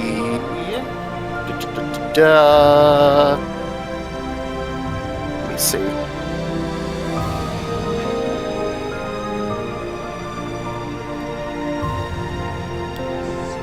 Let me actually check something real quick. In memento. So currently, my mind is going to the ring of absorb elements would actually be really good for elemental shenanigans. Maybe they'll let Or you take elemental blade 2 shenanigans. lesser ones. Huh? Yeah, that's possibly what I'm going to do, because my mind is going to. The ring is going to be good for. The ring and gauntlets will be good for traveling and for defense purposes, while the sword will be good for someone like Freddy. Okay, and the final item is another ring. And this one, it does tell you what the magic is, but you're unsure of what it does. It is a ring of cause curse of sentience. Curse? Of sentience. Unless you want Can another I mimic. roll Arcana to figure out what it is? Sure, with disadvantage. Because you've never heard of this. Anywhere. I am because this it's a new day, I am going to Tides of Chaos to even it out. Okay. It's not exactly. Is it a new day or is it just a long rest? I said you got a long rest. A long rest is a new day. Yeah. Or 8 hours, essentially. Okay.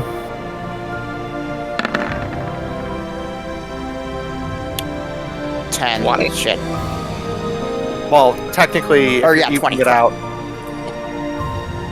Anybody want to give me some assistance? Like guidance or anything like that? I can roll Arcana. Just as soon as I bring up my character sheet. Hold on, Fall. I need to bring up the app. Same with you. If you're rolling for this, roll with disadvantage. Ooh! 15. Does that help? 15. 17. Jesus Christ, man. 30? Advantage roll? The Jesus. plus 11 is nutty. I know. I have a plus 10. I hear you. Hey, Galahad, want to do something with me? Sure. That's a new price. Oh wait, I'm it's been a going new to- day, right? Yeah, it's a new day. Yep. It's been 8 hours. Galahad, listen to what my idea is first. Okay. Tides of Chaos on Gungir and guidance him.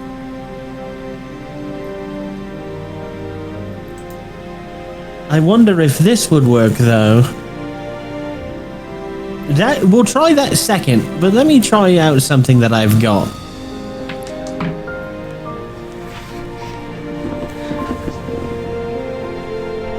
The object is the scroll or the spell in this scroll? It is the spell in this ring. Or the spell in this ring. I am casting this spell, and the target of the spell is the target of my spell is the spell in that ring. Legend lore. Okay. All right. I delve deep into my sword's spring of knowledge and find the information. Do you drag anyone else with you, or are you just focusing on No, this? it's just me. I just focus for 10 minutes, and then suddenly the information. It takes a while, but it gets everything I need. Okay. So, I'm actually kind of glad somebody finally cast this damn spell. Kit, can you please pause the music? And I will need everyone but Galahad to mute their microphones real quick. We can jump into another. Let's jump into another channel. Actually, yeah, that makes sense. You don't need to mute yourselves. You can just stay here, and we'll be back in a bit. So, do I pause the music or not? You can keep it playing. You may talk amongst yourselves. Gungir will still need to grab his reward. Actually, for I'll also Storm there as well because of recording purposes, so the audience can still hear. Oh, yeah, let me... I'm going to need you to mute once we jump over into the other chat. Or just go to the Avalon channel for temporary. Wait, do you want me to go there, or...? Both you and Gipsy. Because if I hop in there and I mute, then it still wouldn't be picking up what you're saying. Not mute them. No, I mean on muted. Discord. Mute yourself on Discord, and you'll still be able to hear. He means it's okay if you hear it for the purpose of recording. Okay, I'll just pull out my headphones when we jump in the Ava. Yeah, that works. That's fine by me. Jumping over in 3, 2, 1. All right, headphones are out. You can hear me, Gipsy? I sure can. Okay. You focus and cast legend lore. You delve into the celestial archives, into one of the other planes of existence. A plane that not many people go into. The true celestial archives are filled to the brim with various books and ledgers of past history and potential future history of events that could happen or that have already happened. You see a celestial being appear before you and ask of you, what is the knowledge that you seek, young one? Whoa! I've got this ring, and I'm holding. I was holding the ring when I cast the spell, and I hold it up. You have it floating in your hand right now, Yeah. as gravity does not exist in this dimension. What is the history of the bizarre curse that this ring wields? Ah. Such is the history that you seek. And you watch them point a finger over at a shelf labeled History of Demigods. And they levitate over a book. And the book lowers down onto the table that is before you, and it opens. You get to read the title briefly, and in every single language that you understand, you read the same title: History of the Hershers. And the book opens automatically for you, and opens to a specific title page of of the section within this book. And the title that you see is the 9th Hersher in the chronological order of this book. The Hersher of Sentience. And you flip through the being allows you to flip through the history of the Hersher of Sentience. Allow me to explain what they do. Hershers of Sentience are strong, powerful, elegant, yet terrifying. All are words that describe the Hershers themselves. They are brutal with anyone they come in contact with, no exceptions. The Hershers of Sentience can manipulate reality itself and cause mass destruction in their wake. They are incredibly powerful, however, there is a downside to their abilities. This power goes to their head and makes them go insane. Only one Hersher of Sentience has been recorded, and she is the true master of the abilities of the Hersher of Sentience. And the name is written Fuhua, and that name is pronounced F-U space H-U-A. And the curse's abilities will follow next once you have that written down. Or do you already have that written down? I will give you a moment. Let me know when you're ready, and I will let you know what the curse does. Because that is the first ability that she has. Okay, go ahead. And this is the 9th Hersher, Fuhua? Yes. Okay. And it also states the current status of her. She is alive. Okay. It starts... Then the book goes into details of the Hersher's abilities. First up, the Curse of Sentience. A unique curse created by the Hersher of themselves. When you hit when the Hersher or anyone who wields any ability to create or cause the curse, when you hit a creature with any techniques, ultimates, or weapons you carry, you inflict the COS, the Curse of Sentience, with no save against it. The only way to remove the curse is to use a bare minimum of a level 5 remove curse. When afflicted with this curse, the target has disadvantage against all attacks against you. You take half damage from every attack and spell automatically. Meaning if you pass a spell that does half damage, on a success, you take a quarter of that damage as if you had stacking resistances. In addition, your attacks have an advantage against all targets. that are afflicted with this curse. If you need me to copy the that, the cursed person has disadvantage on all of their attacks. And what happens to their damage?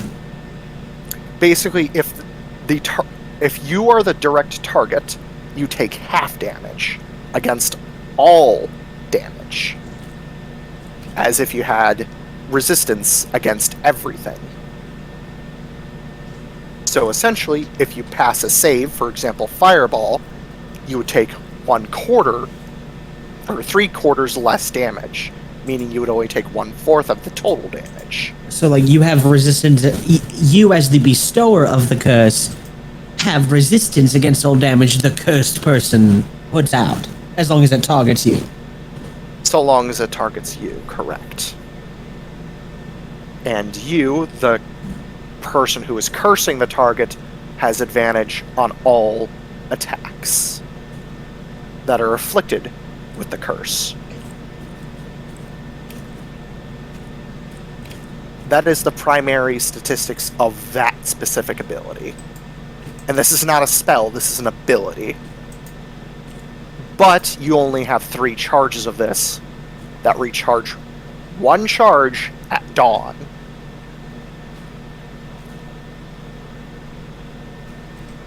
Because of how powerful the ability is. If you wish, I can continue going on to the other abilities of the Hersher of Sentience. But you did technically get your answer that you sought out. I'll keep reading about this Hersher. Okay. Next up is their Bound Weapon Mastery. Very similar to you and your Packed Weapon Mastery. The Hershers become a master with bound/packed weapons. They double the damage that their bound weapons do, and increase the total amount of bound weapons to 4. However, these weapons must be a greatsword, a lance or naginata, lance/naginata, a long or short sword, and a whip sword.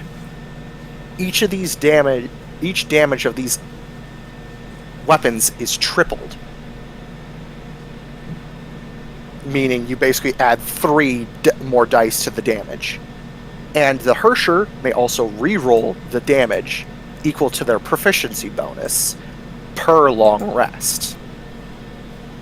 They are resistant to psychic and necrotic damage, and may re-roll damage of those types as well. You may continue to take notes as you please. I will go slow so you may keep up. So bound weapon mastery. They're a master of bound and packed weapons. However, theirs are specific. They can only do specific ones, but their max number is 4? Correct. They do triple damage with their bound weapons? Correct. And they are also... Their weapons are resistant to psychic, or the wielder is resistant to psychic? The wielder is resistant to psychic and what? Necrotic.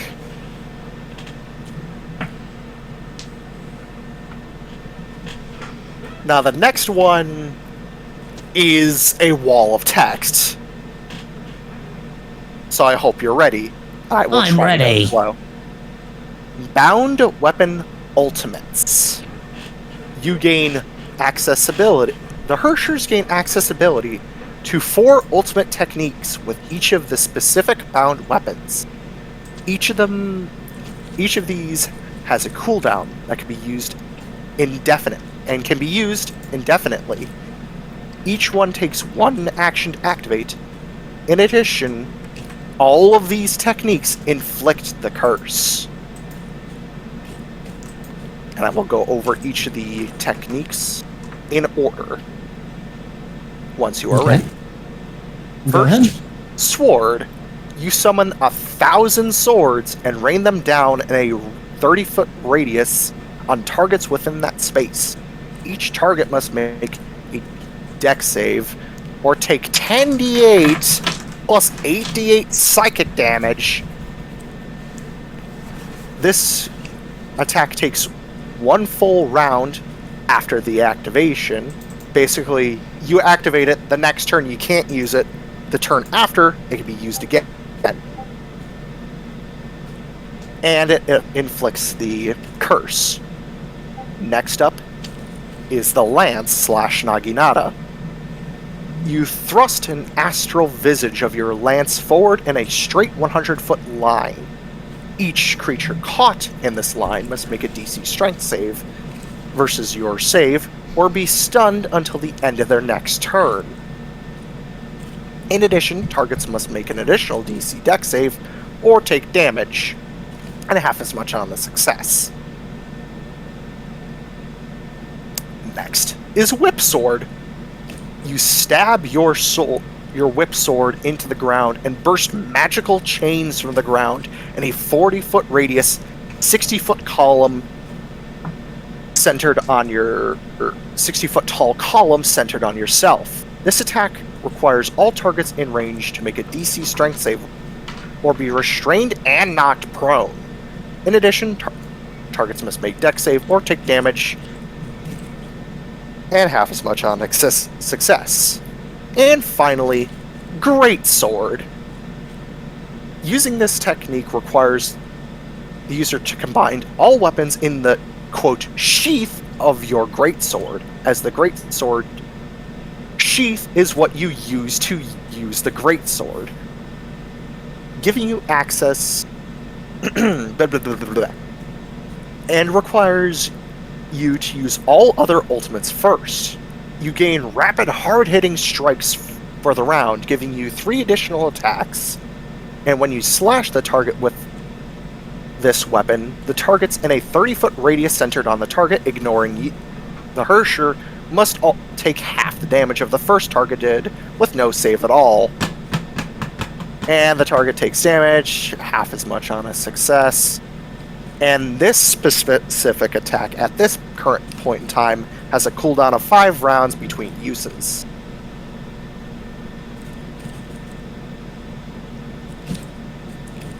Let me know when you're caught up. Okay. And there's one more ability. The Master of Sentience. The Hersher becomes a true master of sentience himself. Your curse cannot be lifted unless of wish or a level 9 remove curse or Phoenix Tears is used on the target that is cursed. You gain immunity to psychic damage, and your greatsword technique is reduced to 1 round.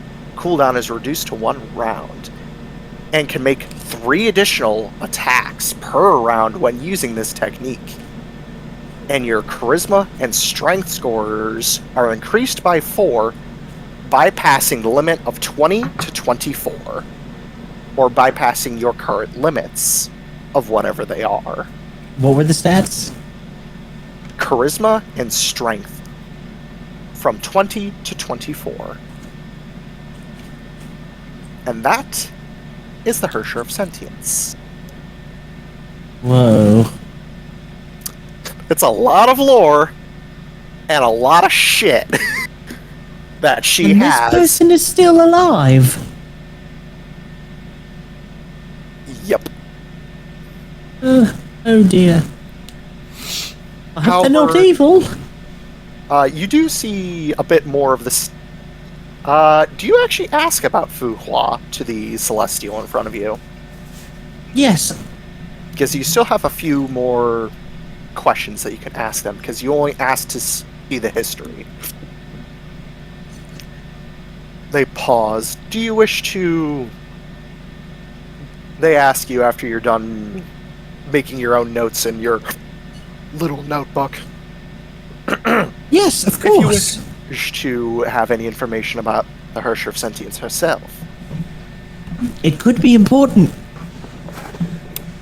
They float over a different book and slide a different one. They basically float over a different book from the same shelf and slide on back in the original book. And the title of the book says present Hershers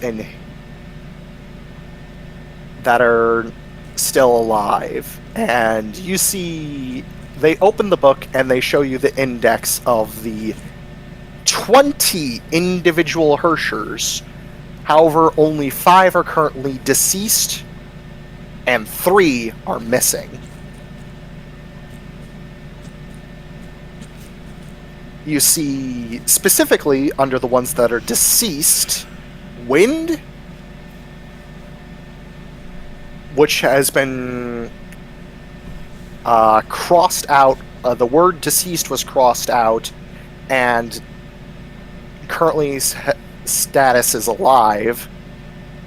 For the Hersher of Light, deceased. The Hersher of Death, unknown. The Hersher of Earth/Star, unknown. The Hersher of Domination, deceased. The Hersher of Corruption, Binding. Wait, I'm confused. Hold on, there's Yes. 20 Hershers. 5 are deceased and 3 are missing? Correct. Sorry, Or I just thought you were going to unknown. list the 5 deceased ones. I'm going over. Well, All of technically, I'm going over the ones that are deceased. Or this is all 5 of them, including deceased. So the ones that are deceased are specifically the old Hersher of Flame, which was crossed out, and the old Hersher of Wind. Those ones are currently active. They were marked as dead, but are currently marked as alive. Those ones were dead at one point. So Okay. that's where the confusion is setting in. The ones that are missing are also under the classification of maybe dead. So the ones that are missing are Earth/Star, Binding, Corruption, and Unknown. Another one that is dead is Domination. Another one that is currently missing is Hersher of the End. And the ones that are currently alive are Sentience. Death is missing. Ice, alive. Wind, alive. Thunder, alive. Void, alive. And Reason, alive. I don't know if I gave you... I believe that is all the Hershers I've currently written down. Yes. If that is an inaccurate number, then reduce the number total to what it is. I believe it's 14. Okay, so I'm trying to... I'm gonna look over it one more time to make sure I got things right. So he has written down missing Earth/Star, Binding, Corruption, Unknown, The End, and Death. He has alive for Sentience, Ice, Wind, Thunder, Void, and Fire. And Reason. And Reason. Okay. Correct. And then dead. Is Domination the only one that is dead and not crossed out? Yes. Currently. So that's 1, 2, 3, It should be 14. 14. Yeah, 14. Correction, not 20. Oh, right, I forgot. Hersher of Light, 15. Hersher of Light is also dead. And that one Really? hasn't been replaced. This, specifically next to Hersher of Light says error, unknown Hersher, error, created by Goddess of Creation, not real Hersher. Underline, underline, exclamation point.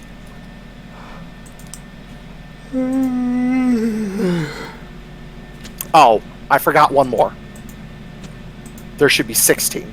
Hersher of Destruction, which is currently unlisted as not alive or dead.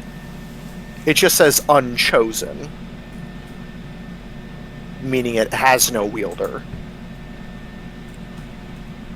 Okay. But if you wish to have names, I can give you names of the Hershers that are currently alive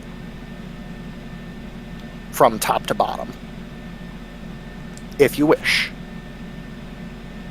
It is up to you if you want that information. Absolutely, although I only have 16. I have 16 Hershers and I don't have them from top to bottom order. So I would appreciate if you say which one is which. That is perfectly fine. So in the order that I have them in, we have, of course, Kate Glacia, the Hersher of Ice. Or I'll just say Ice for this case.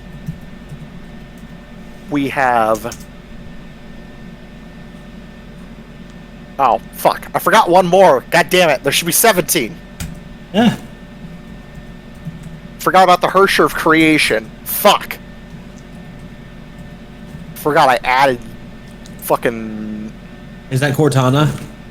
No. Oh. Big difference between the two. Anyways, so we had Kate Glacia, Hersher of Ice. We have Wendy Kaslana, Hersher of Wind. Okay. Siren Shariak, Hersher of Creation. Let me just double check. Yes. Siren what? Shariak. SCHREARIAC.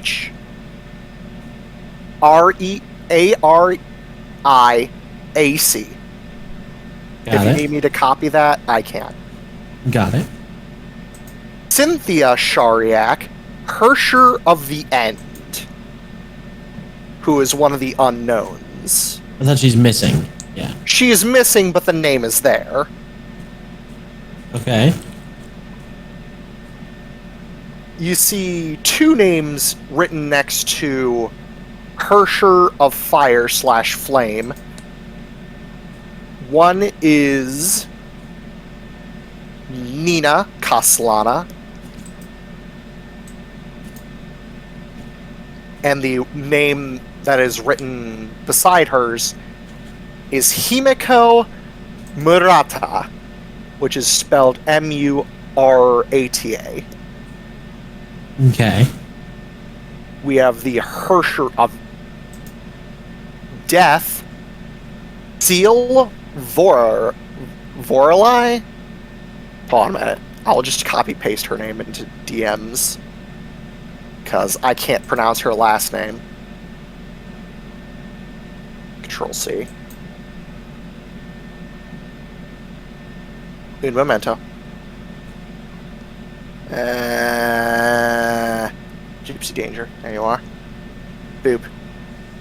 That's Hersher of Death. Okay.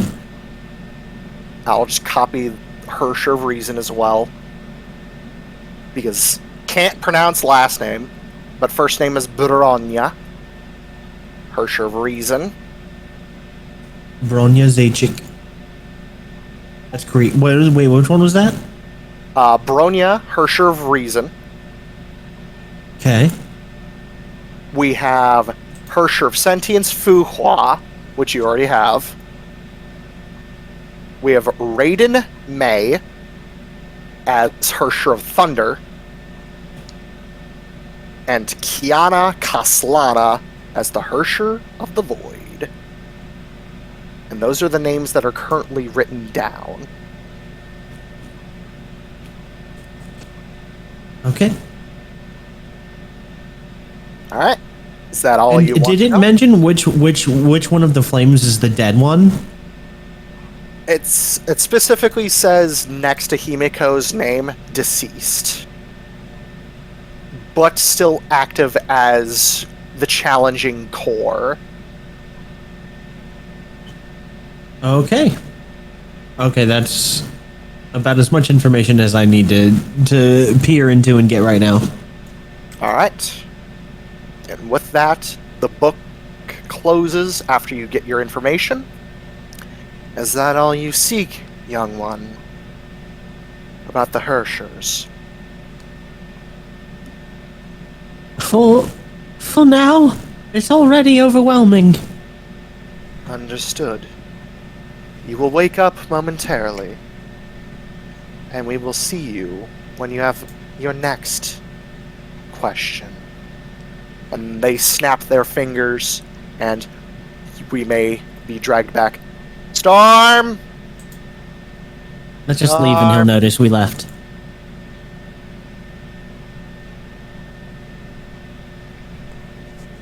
Oh. Okay, Where's well, Storm? There he is. I'm here. There. I'm here. Okay, perfect. Okay, so what's going on?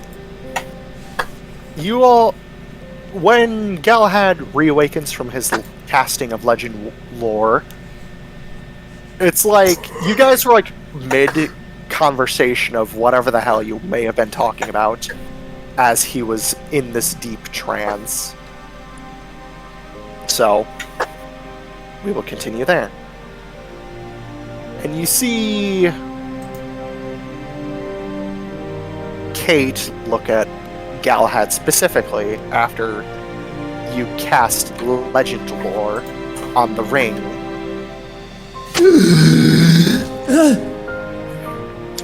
What? Am I back? Am I? You're back in underwater. I don't know. I'm just saying, at a certain distance, I could stab a spellcaster before they could do a spell. You'd have to be pretty quick. I am pretty quick. I mean, plus And there's all also I'm- the teleporting thing. And all I'm saying is while you're trying to stab me, I can dimension door away and just blast you with a spell 500 feet. Okay, but I can teleport, and also, when have you ever gone before me in combat? You're slow as fuck. Kate will walk over to you, Galahad. Excuse me? That ring. Oh, Galahad, you're awake. Was that created by Fuqua? Ah. So you have learned about Hershers. Language! Fuck what? I see you've learned about one of my Hersher sisters. Fall grabs the ring and it's going to just look at it, possibly put his finger in. No, wait. Specifically, the gem that you look at looks like a yin-yang symbol with a feather on it. Like, it's like the complete yin-yang, like half circle, half black, half white, but there's also a feather in the middle that is red, connecting the two. As soon as Fall hears, wait, he is literally like centimeters away from putting his finger in the ring.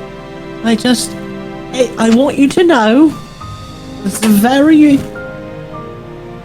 dangerous thing to put on people. The curse. And, Why? you know, so... Do you Okay. want me to explain it, Galahad? No, I can... I was in a...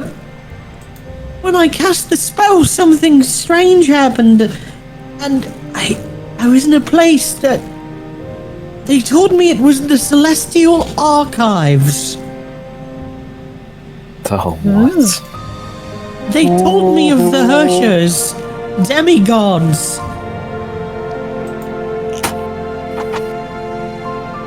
And they explained so many things to me. I remember most of it, but I don't even know where to start.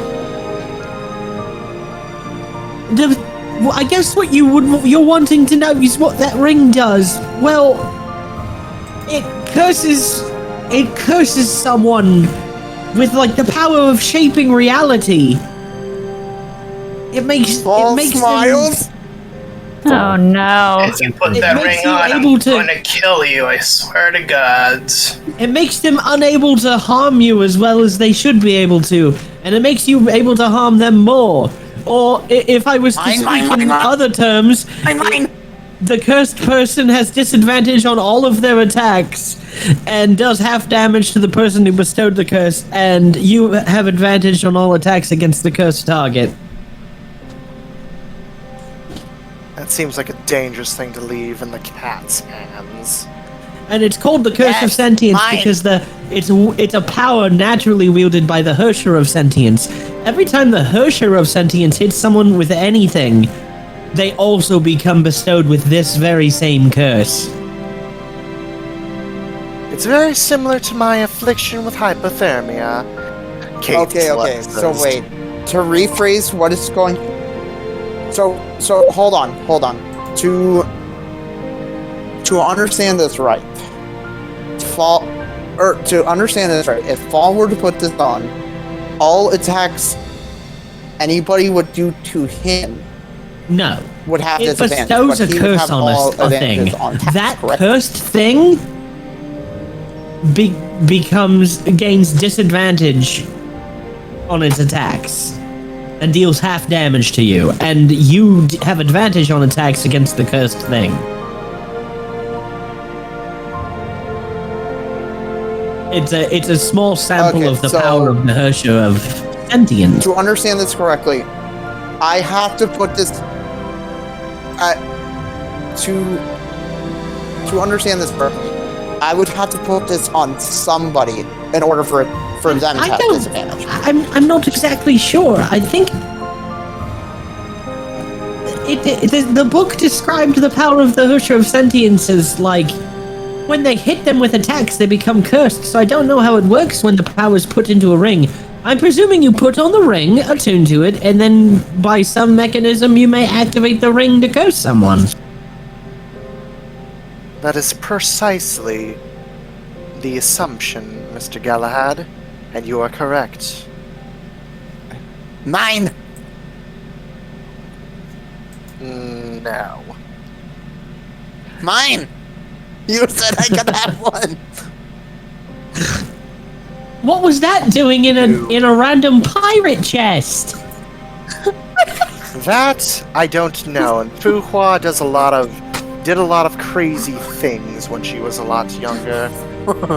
Especially It's after mine. all I those- want it.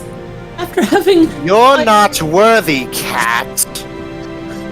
Especially in the of a library Hersher's power. about the full history of the power of that curse. And I have to ask, Fu Hua, we're not going to have to fight her, are we? She's not evil or anything, right? She is a good person at heart. My finger is Ah. right next to me. Because we didn't My stand finger a is right dang next to the ring. chance. All of the Hershers are neutral at best. The only one that I is want to to put be, this on so bad. the only one that is to be feared is the Hersher of the End. I am going to do something. But she lives on the moon, so I Cynthia doubt. Shariak. Venom, She pauses. really quick. Yeah. High or low? I don't know. High or Low? low? I'm not gonna call that. Fuck you. Okay, so Galahad called low. What is Also, going on? I do have an exclamation mark when you get a 50 moment. Yeah, I saw that. 6. Asemar, what Oh are you doing? no. Fall puts on the ring. Yeah, no. Before that happened, way before that, he's holding his sword right now over your hand, and he says, "You put that ring on, I lop off your hand. Do not touch it, Fall." Ooh, do we get to kill Fall again? And I'm drawing my sword. No killing any friends. We can Oh, regenerate his look. hand. He came back. You went through character development where you stopped doing this. No, Okay, no, he wait, didn't. wait. Do not put on the ring. Fall tree. Look. I know I fucked up with the Ring of Apocalypse. This will be different. No, Don't this is put on. okay. Listen, I'm Fo- rolling to hit. No, no. It's just a little poke. I don't have. I'm not imposed sneak attacking. disadvantage on the roll with my sentinel well. feat. Oh, That didn't do much. It's. Give me a sec. Give me a sec. It's not sneak attacked, so it's just a little poke. 9. So how much do I take? 9. Okay. I poke you in the back with my sword. I dimension door away. Well, I poke you in the back That's with my not a sword. reaction, by the way. It is not, but I can still do it. And then you fell apart. I poke you first. That's not how that works. What was that? That's not how that works at all. Kate looks at Galahad. If anyone were to worthy of wielding the power of sentience, it'd be someone who'd Fuhua would choose herself. I still have the ring, by the way. Yeah, no. She's just gonna snap her fingers and it appears in her hands. God, thank God. Okay. Don't Yay. worry, as a magical item, he would need a short rest to attune to it anyway. You didn't hear from behind the throne. God damn it! No He magical really hasn't rings learned for the cat. anything. Jesus Christ. You watch Whoever her that is. her eyes glow, and she basically manipulates the water to freeze around you, Fall. You're now encased in ice, and now we're suffering from hypothermia. Please, Don't I also now need Empress, to roll? ice Doesn't that mean her. I basically die from suffocation? Please, No. he can't help himself. He's a cat, and he likes shiny things. Galahad, you can't keep defending his actions over and over again. He has to learn someday. She will float the piece of ice, basically like kick it towards you, Asemar. Can we teach people lessons Basically, without she has a stabbing them frozen or encasing popsicle. them with ice?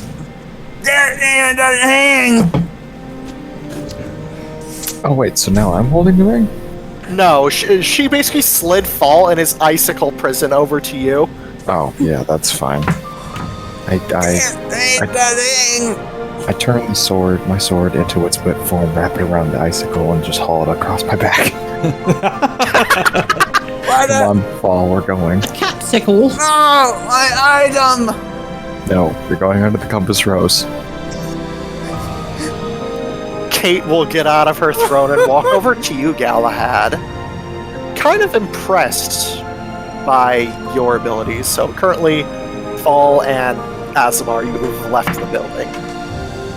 Oh, there was one last thing that I had wanted to do earlier, which was get the adamantine helmet appraised by Gungir when we were doing that. It's just a base adamantine helm. Nothing too crazy. Alright. Gungir would have that. still need his payment. Just I want that ring. whatever it is, he's just going to melt it down into material components for building. You know what? She will basically make a hole in the floor to the vault, pull out something, and hands it to you. She hands you The ring. no. She hands you a small stack of 3 bars of a material you've never seen before. There you are. I can still try to take a looky look at it. Mind if I do? She basically just hands the 3 bars to you. Ah, sweet. Plutonium. You may identify them. What do you want me to roll? Well, if you're just using identify, Oh. you just know what they are. Okay, then yeah, he'll take his 10 minutes to identify. Each You know, one you can also is just cast a it with bar slots of quickly. adamantine. So there was two people talking over each other. What was that, Venom? 3 bars of adamantine. 3 bars of adamantine. Or, actually, hold on. 2 bars of adamantine, 1 of mithril. Correction. Ooh, That is that's your the mixture reward. you combine to make vibranium. But yeah, she will go over to get you, Galahad. Still with the ring. If you find Fuqua, I would actually return this to her. This should not be in anyone's hands. But I will leave it in your care. I swear on the oath of my sword, I shall not wield it, nor allow my friends to misuse it. You may use it, but do not let the cat touch it. He would be afflicted with the curse himself if he abused its power. Oh, right. I forgot about that. The insanity that comes with being a part of the Hersher of Sentience. Only Fuqua is the sole wielder for a reason. She has not passed on her abilities to any of her kin. Any of her various... Just has a forlorn look off to the side. Various children.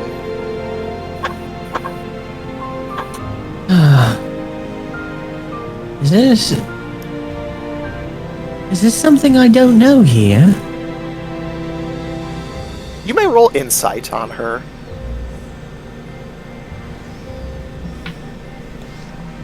Six. Well, let's see how bad she is at hiding her emotions. Natural 1. I rolled an 8, then I rolled a natural 1.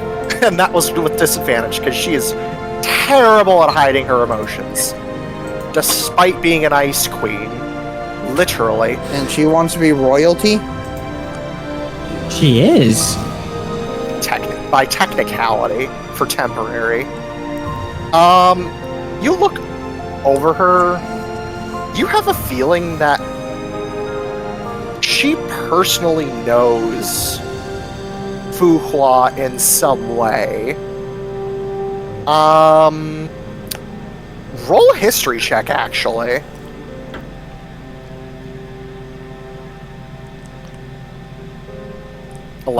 Good enough. It's a pass in my book. When you looked at the name, the Hershers, there was a family tree that was also in between 4 of the Hershers. Specifically, Thunder, Void, Sentience, and Flame. The current wielders all have a family together. And they're all married to each other. You don't know how that works, but that's what you remember reading.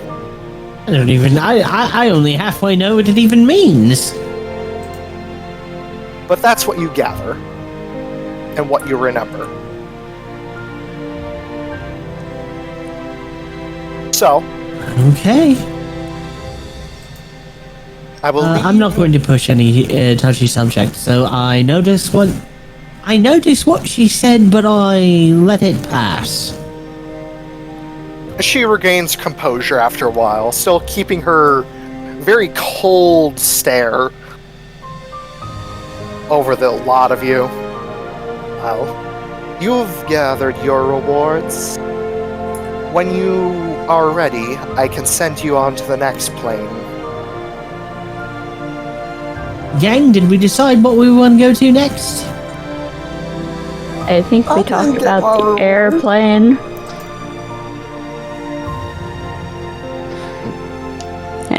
Airplane.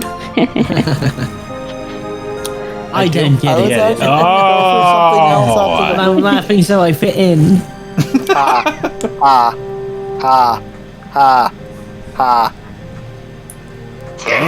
What do you all think? Wow. Oh, thank you, Zardon. Sardon, you talk. How long until I thaw? Let me roll. 4 hours. Oof. Next long Anyway, rest. before we head off on journey, you could release our friend from his punishment. Just snaps her fingers and you just instantly thaw. The ice literally vanishes around you, Fall.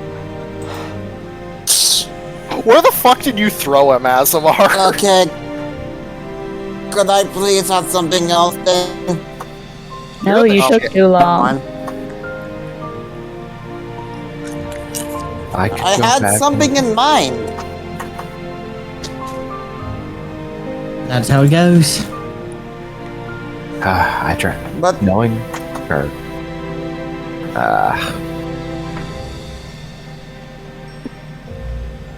Trying to think. Listen, Fall, you should know that with great shenanigans comes great consequences. okay. Could I just say the item that I would have wanted? If you want to telepathically tell me from the ship, yes. How did you go to the ship? The ship's like miles away. Well, I'd be Oh, you were carried. getting dragged back to the ship. At whip point. The ship's at the trench. No, No, it isn't. we No, left but a pilot with the ship. What pilot? Well, we had the rest of our employees on there. We had your college buddies, who I'm sure. They figured they knew White Okay, specifically had proficiency, so she. How far am I from the castle? Not very far, because I'm dragging you kind of slowly, because you're somewhat heavy, covered in ice. As soon as I thaw out, I'm dimensioning dooring back. Oh, you're going to be in ice for quite a while. Well, Sure, she she- snapped her fingers and it instantly does it when she does so. And this was like, you're maybe like just heading down the road, like halfway between the castle and the ship. Bye, Maybe. Asemar! I would say he should get a chance to notice. Very well. Hold up. When I had you in ice, give me a second here, I had brand of castigation on you. Therefore, What? He always knows the direction of the branded creature. hold up. No. There should be one thing that makes it hard for you to... Which one is it? Oh, dispel magic, the bottom one. Nope. Brand of Axiom, that's it. Let's see. Must see succeeded. But that's just if polymorph or change shape. Hold up. I thought I had one that made it hard for you to teleport. The only thing that I see is the second half of the brand of Cassignation, which says your brand counts as a spell for purposes. Oh, wait, no, never mind. Brand of tethering. Thank you, that one's it. Too many brands. Yep, that's level 13. Thank you. Attempts to teleport or leave via blah, blah, blah, blah, blah. They take 46 fire damage or Psychic damage. or And and take the save. make a wisdom saving throw equal to Asemar's spell DC. So what is your spell DC? 18. DC. Wisdom save DC 18. Fail. See if I get lucky. Wow, thanks. Yeah, I gotta say, I could have sworn I had brand of tethering on here. Yeah, I have it. That's why I have it in the wrong place.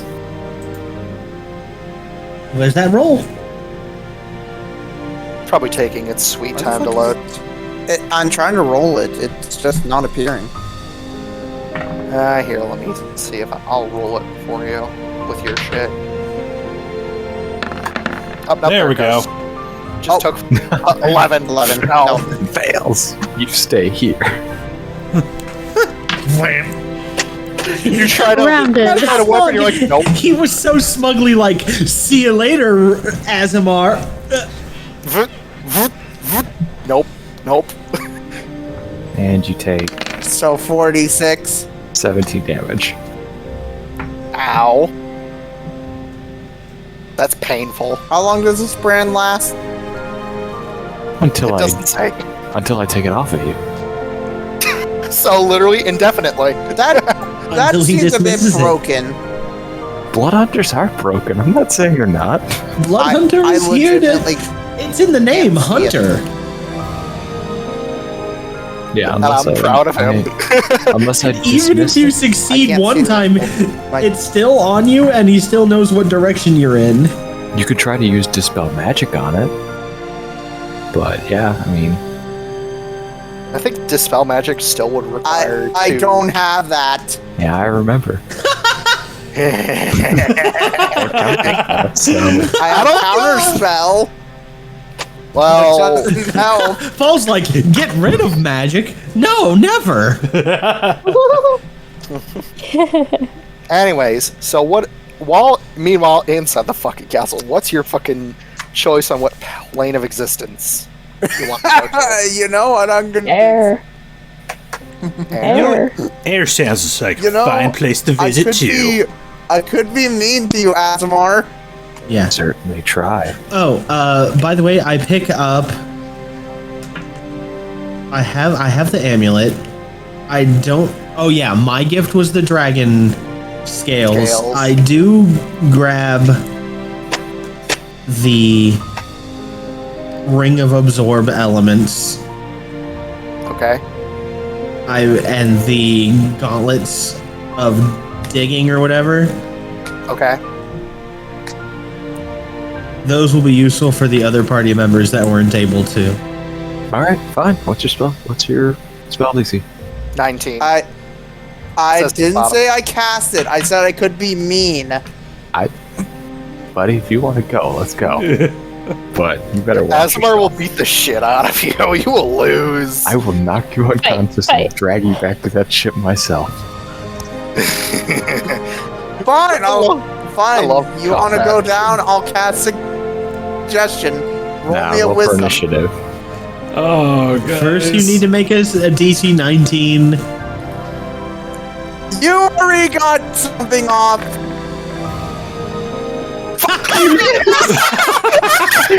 That's karma. Karma's a bitch. Oh, don't kill each other, guys. Kill each other. Kill each other. This is I not can't a. believe this comedy of errors falls like, I'm gonna steal the ring. Oh shit. I'm gonna teleport back to the ring. Oh shit. Well, I'm gonna mind control. Oh shit. His trump.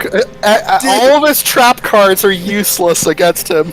All right, for the blood god. what did you try to use with suggestion? What was your suggestion? I need to hear Blood it. for the blood hunter. It was probably just release your brand. Drop the brand.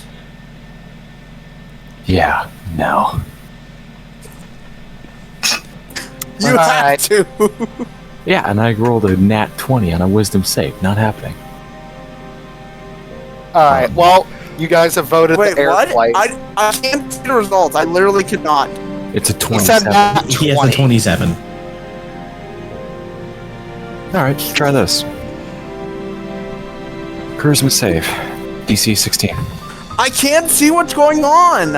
I command. Refresh. I'm literally. It's his I literally lag. can't see what's going on. It's I know. his freaking connection. That's No, why I'm no, telling you. I have to reload it, reload my thing because graphics are glitching on it, and now I can't That's see the cool. chat log. I will tell you what it is then. It's Commanding Conquest. Because of my subclass, Conqueror, I'm going to use one of the traits. Commanding Conquest, which is I can cast Command at will. Charisma save, DC 16. Or Convinced/Commanded will do as you say till you either dismiss them or the target dies. It's a different variation of suggestion, but it's not as crazy. No, it's definitely better than suggestion, but it's not as good as dominate. Okay, well, 28. he's fine, but, you know. It fails, but I am going to say that walk back to the ship, or you're going to get it. Ravak, why are you pinging? I've had enough with playing around falling tree. Oh, I keep seeing you ping. are these two done? I was gonna Yes. do the other work. I wanted to talk to this lady real quick. I forget her name, actually. Kate. Her name is Kate. Kate. Yes. Kate Glacia. You wouldn't happen to know the Hersher of Lightning, would you? The Hersher of Thunder? Raiden May. Aye, I do. Is there any reason you would figure that she would go after me? Each of us is a representation of a physical form of a god, a demigod, if you will. I am the representation of the tundra and ice. So, I am very much like Lady Angel in a way. She is the representation of thunder and lightning, so your god. So, she is representing on behalf of your god to speak with you. No, you cut out. Did you literally not hear any of that? I almost caught all of it. You just cut out at the end. She's a demigod, which means as a representative, she can act as a representative of the god of lightning. So in that circumstance, she was acting as an envoy of your god. Yes. That is why she challenged you. You declined basically you declined a test or challenge from your own god.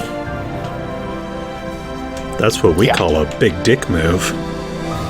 No, he accepted the challenge, but he gave up immediately after. There's a difference True. to Ravak. Yeah, we did unintentionally interfere. She pauses for a moment. The moment you mentioned her coming after you.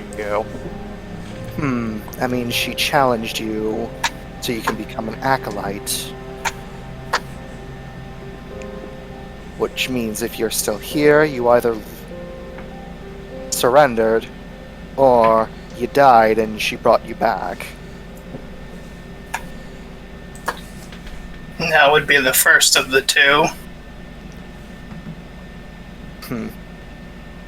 She just gives you a very cold stare, because you're in her radius. Cold. Because you're within her 30-foot radius, the water around you just goes down 10 degrees in temperature. Well, then you are definitely by far the most disrespectful to your god. May mercy have come to whatever beholds you. That is a sign. A refusal of a challenge of a Hersher is essentially cursing you with bad fortune. Have fun with that. Well, you want to go to the water plane? I can transport you and your ship there. We're already at the water plane. Airplane. Airplane, my B. Slip of the tongue. Do we have to go to the boarding zone first? That's only for loading and unloading only. So hey, Leave up your Venom, seconds. Yeah. What do you want, Kit? I would like to do something as well. What? Since Asemar is I'm trying to think of how to say this. essentially, since he's kind of not letting Fall do something, he's going to do something, and it's like, okay, I just have one more thing to say. Penis. Asemar? And what would that be? He goes into his pocket and yells, "Pocket chains!" as he throws silver and casts animate objects.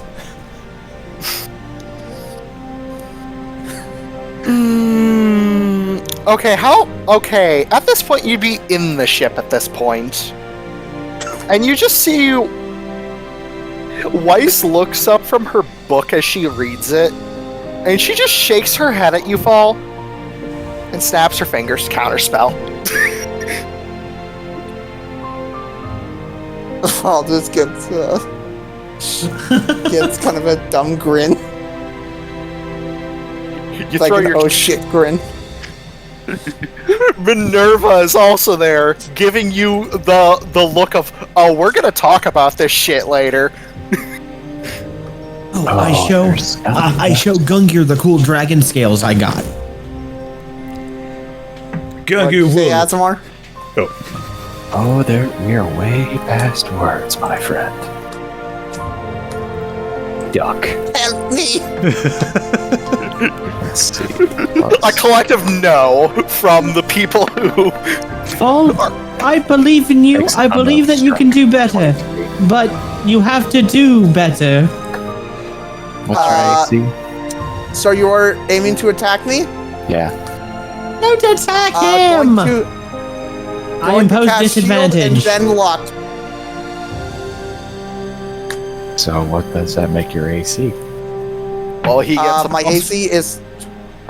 I get a +5, so it's 21, but I am bending luck as well. Which means What's I roll a that do? D4. before. If he rolls, It means I roll a D4. if he rolls a And- 3 or higher, you miss. Yep. Okay. He has a 22, or wait, yeah, no, 21. So yeah, he would have to exactly roll a 3. 3 or a 4. Yeah, 3 So or 4. flip a coin. Yes. One off! Face. Bam. Okay, hold on. I need you to roll again with disadvantage, though. Are we on the ship or are we still walking back to the ship? You know what? I'm gonna move Asemar and Thanks. Fall to the bottom because you two are not involved with this. All right, the rest of you get your shit and you go to the ship. Goddamn, stop wasting fucking time. Jesus Christ. Y'all walk onto the ship, and you see Fall on the ground after I just hit him in the jaw.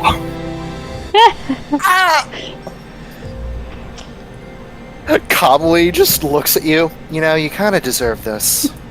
Aw, I missed the Fall murdering. What? Nothing. Yeah, don't try your spells against me anymore. Got it. Oh, what the fuck? Fall's just gonna remain quiet. Wasn't he trapped in an icicle? He was casting spells at you, bro? It's not a big deal. Just leave it. Wait, did you brand him? Doesn't that do immense psychic damage? Anything to keep him away from that blasted ring, which I know he was going to try to take again. Yeah. I was not! Plus taking the I chest. was going for a different ring! It's not any better. No problem. If there's one thing we've learned from all this, it's that communication is key. I thought you were going to say that Fall shouldn't have rings. I don't care. Speaking of which, rings, but and Galahad goes over to Fall and kneels down beside him and takes him by the shoulder and presents a ring to Fall, a magic ring, a ring of absorb elements. Thank you. This is actually the ring I was going for. I noticed you had your eye on it. He puts it Fine. on. We just shouldn't be abusing our, the people we help's kindness. One reward is one thing. Taking the chest, it's kind of hard to I say. wasn't planning to take the entire chest. I'm more You were concerned with at the beginning. the ring of cursing. You were really dead set on taking that. Even when the person who is granting us the gift said no, it was not available as a gift.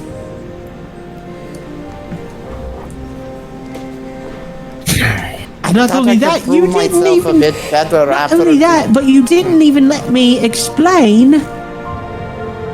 that the power also corrupts your mind.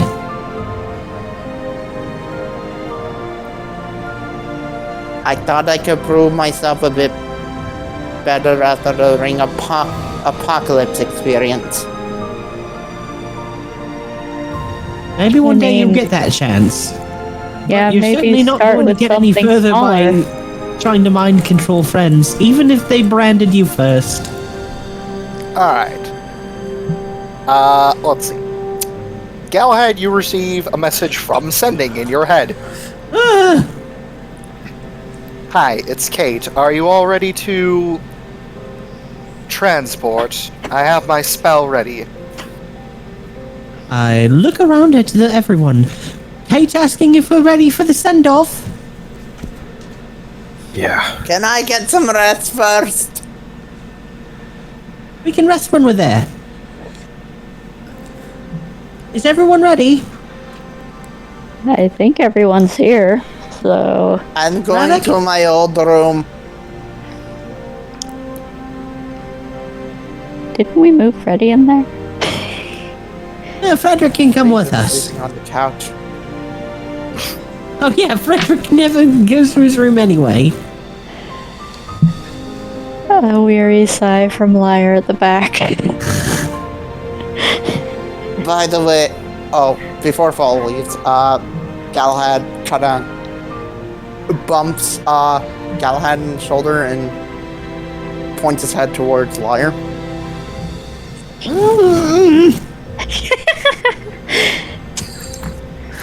Friendly little push towards Liar. Oh right. I as the sending spell, I respond back. Yes, we're ready to teleport. We're ready for the send-off. Wait, I need to Thank you grab. again for everything. I'll need to grab one thing real quick. Gungir runs down to the cannon. He will put Sardon's attachments into his spider bag of holding. Put those into individual pockets on there, and it'll run back. Alright. Understood. Okay, now I'm ready. And you feel the ship start to shake as you feel. Well, none of you can directly feel this because you're not in water, because, you know, inside the ship is a freaking sealed space of air, of solid air. You're no longer all wet. Thank God. It sucked in there. I'm gonna jog up to the cockpit just in case I need to throw it into fly mode or something. Well, then you would see this. You see a freaking giant whirlpool start to surround the ship. Oh God! Ooh, uh-oh. And you just see Kate just standing there, just swirling her hand as if she's creating it. And she's just pointing upwards. Ooh.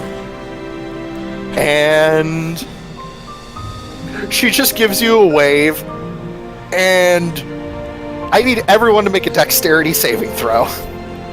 Skywards tow, into the void. Dexterity saving throw. Yep, everyone. Dex save. 8-10. Give me that. Oh, Wow. Low roll for Kamui, but she still pisses. Oh my god, poor Emiko. She rolled a fucking nat 1. Roll from Minerva. Have I rolled above a 5 today? Twice is fine. Alright, so... Okay, so Gungir passes, Ravak fails. Is that... I mean, I If haven't the liar, rolled as that's either for Freddy toe. or Fall. Oh yeah, Forever. that's for Toe. I forgot about Liar. Okay, so Toe fails. Asemar passes. Or plus Somehow, Plus 4. Oh, sweet. somehow Asmar's the rogue $1 bonks his sign. head and Liar does a fucking flip. That Plus second one was for Freddy. Okay. So, Fall. Galahad fails. Fall fails. Hey, nice. Now you pass. Hey. And let's see. Liar passes. Freddy passes. Somehow. So, you all lurch as the ship is shot into the air by a giant water geyser and propelled high into the sky. Like, Toe, you're about to grab the steering wheel and you're like, oh shit. And you just like, Family Guy fall. Ow. You don't. None of you take any damage, but you are all like. This is like Mach speed that this water's shooting you guys out of the water plane, and you're still going for a solid 30 minutes before it stops. Oof. And you do get control over the ship, and you're now high above the clouds. And you do see some floating islands ahead of you. Oh, now Further this above is you. fucking cool. There's smaller floating islands to where in front of you, and there's larger ones further above you that you can barely see in your vision with your passive perception. I will make a heading towards one of the coolest looking ones. It's the island shaped like a thumbs up. Yeah. All right. And with that is where we're going to call our session for tonight. Excellent. Okay. All right. I'm going to make a title suggestion when we're done recording. All right. 5, 4. Meow. What? Meow. Meow. Meow. Thank you for listening.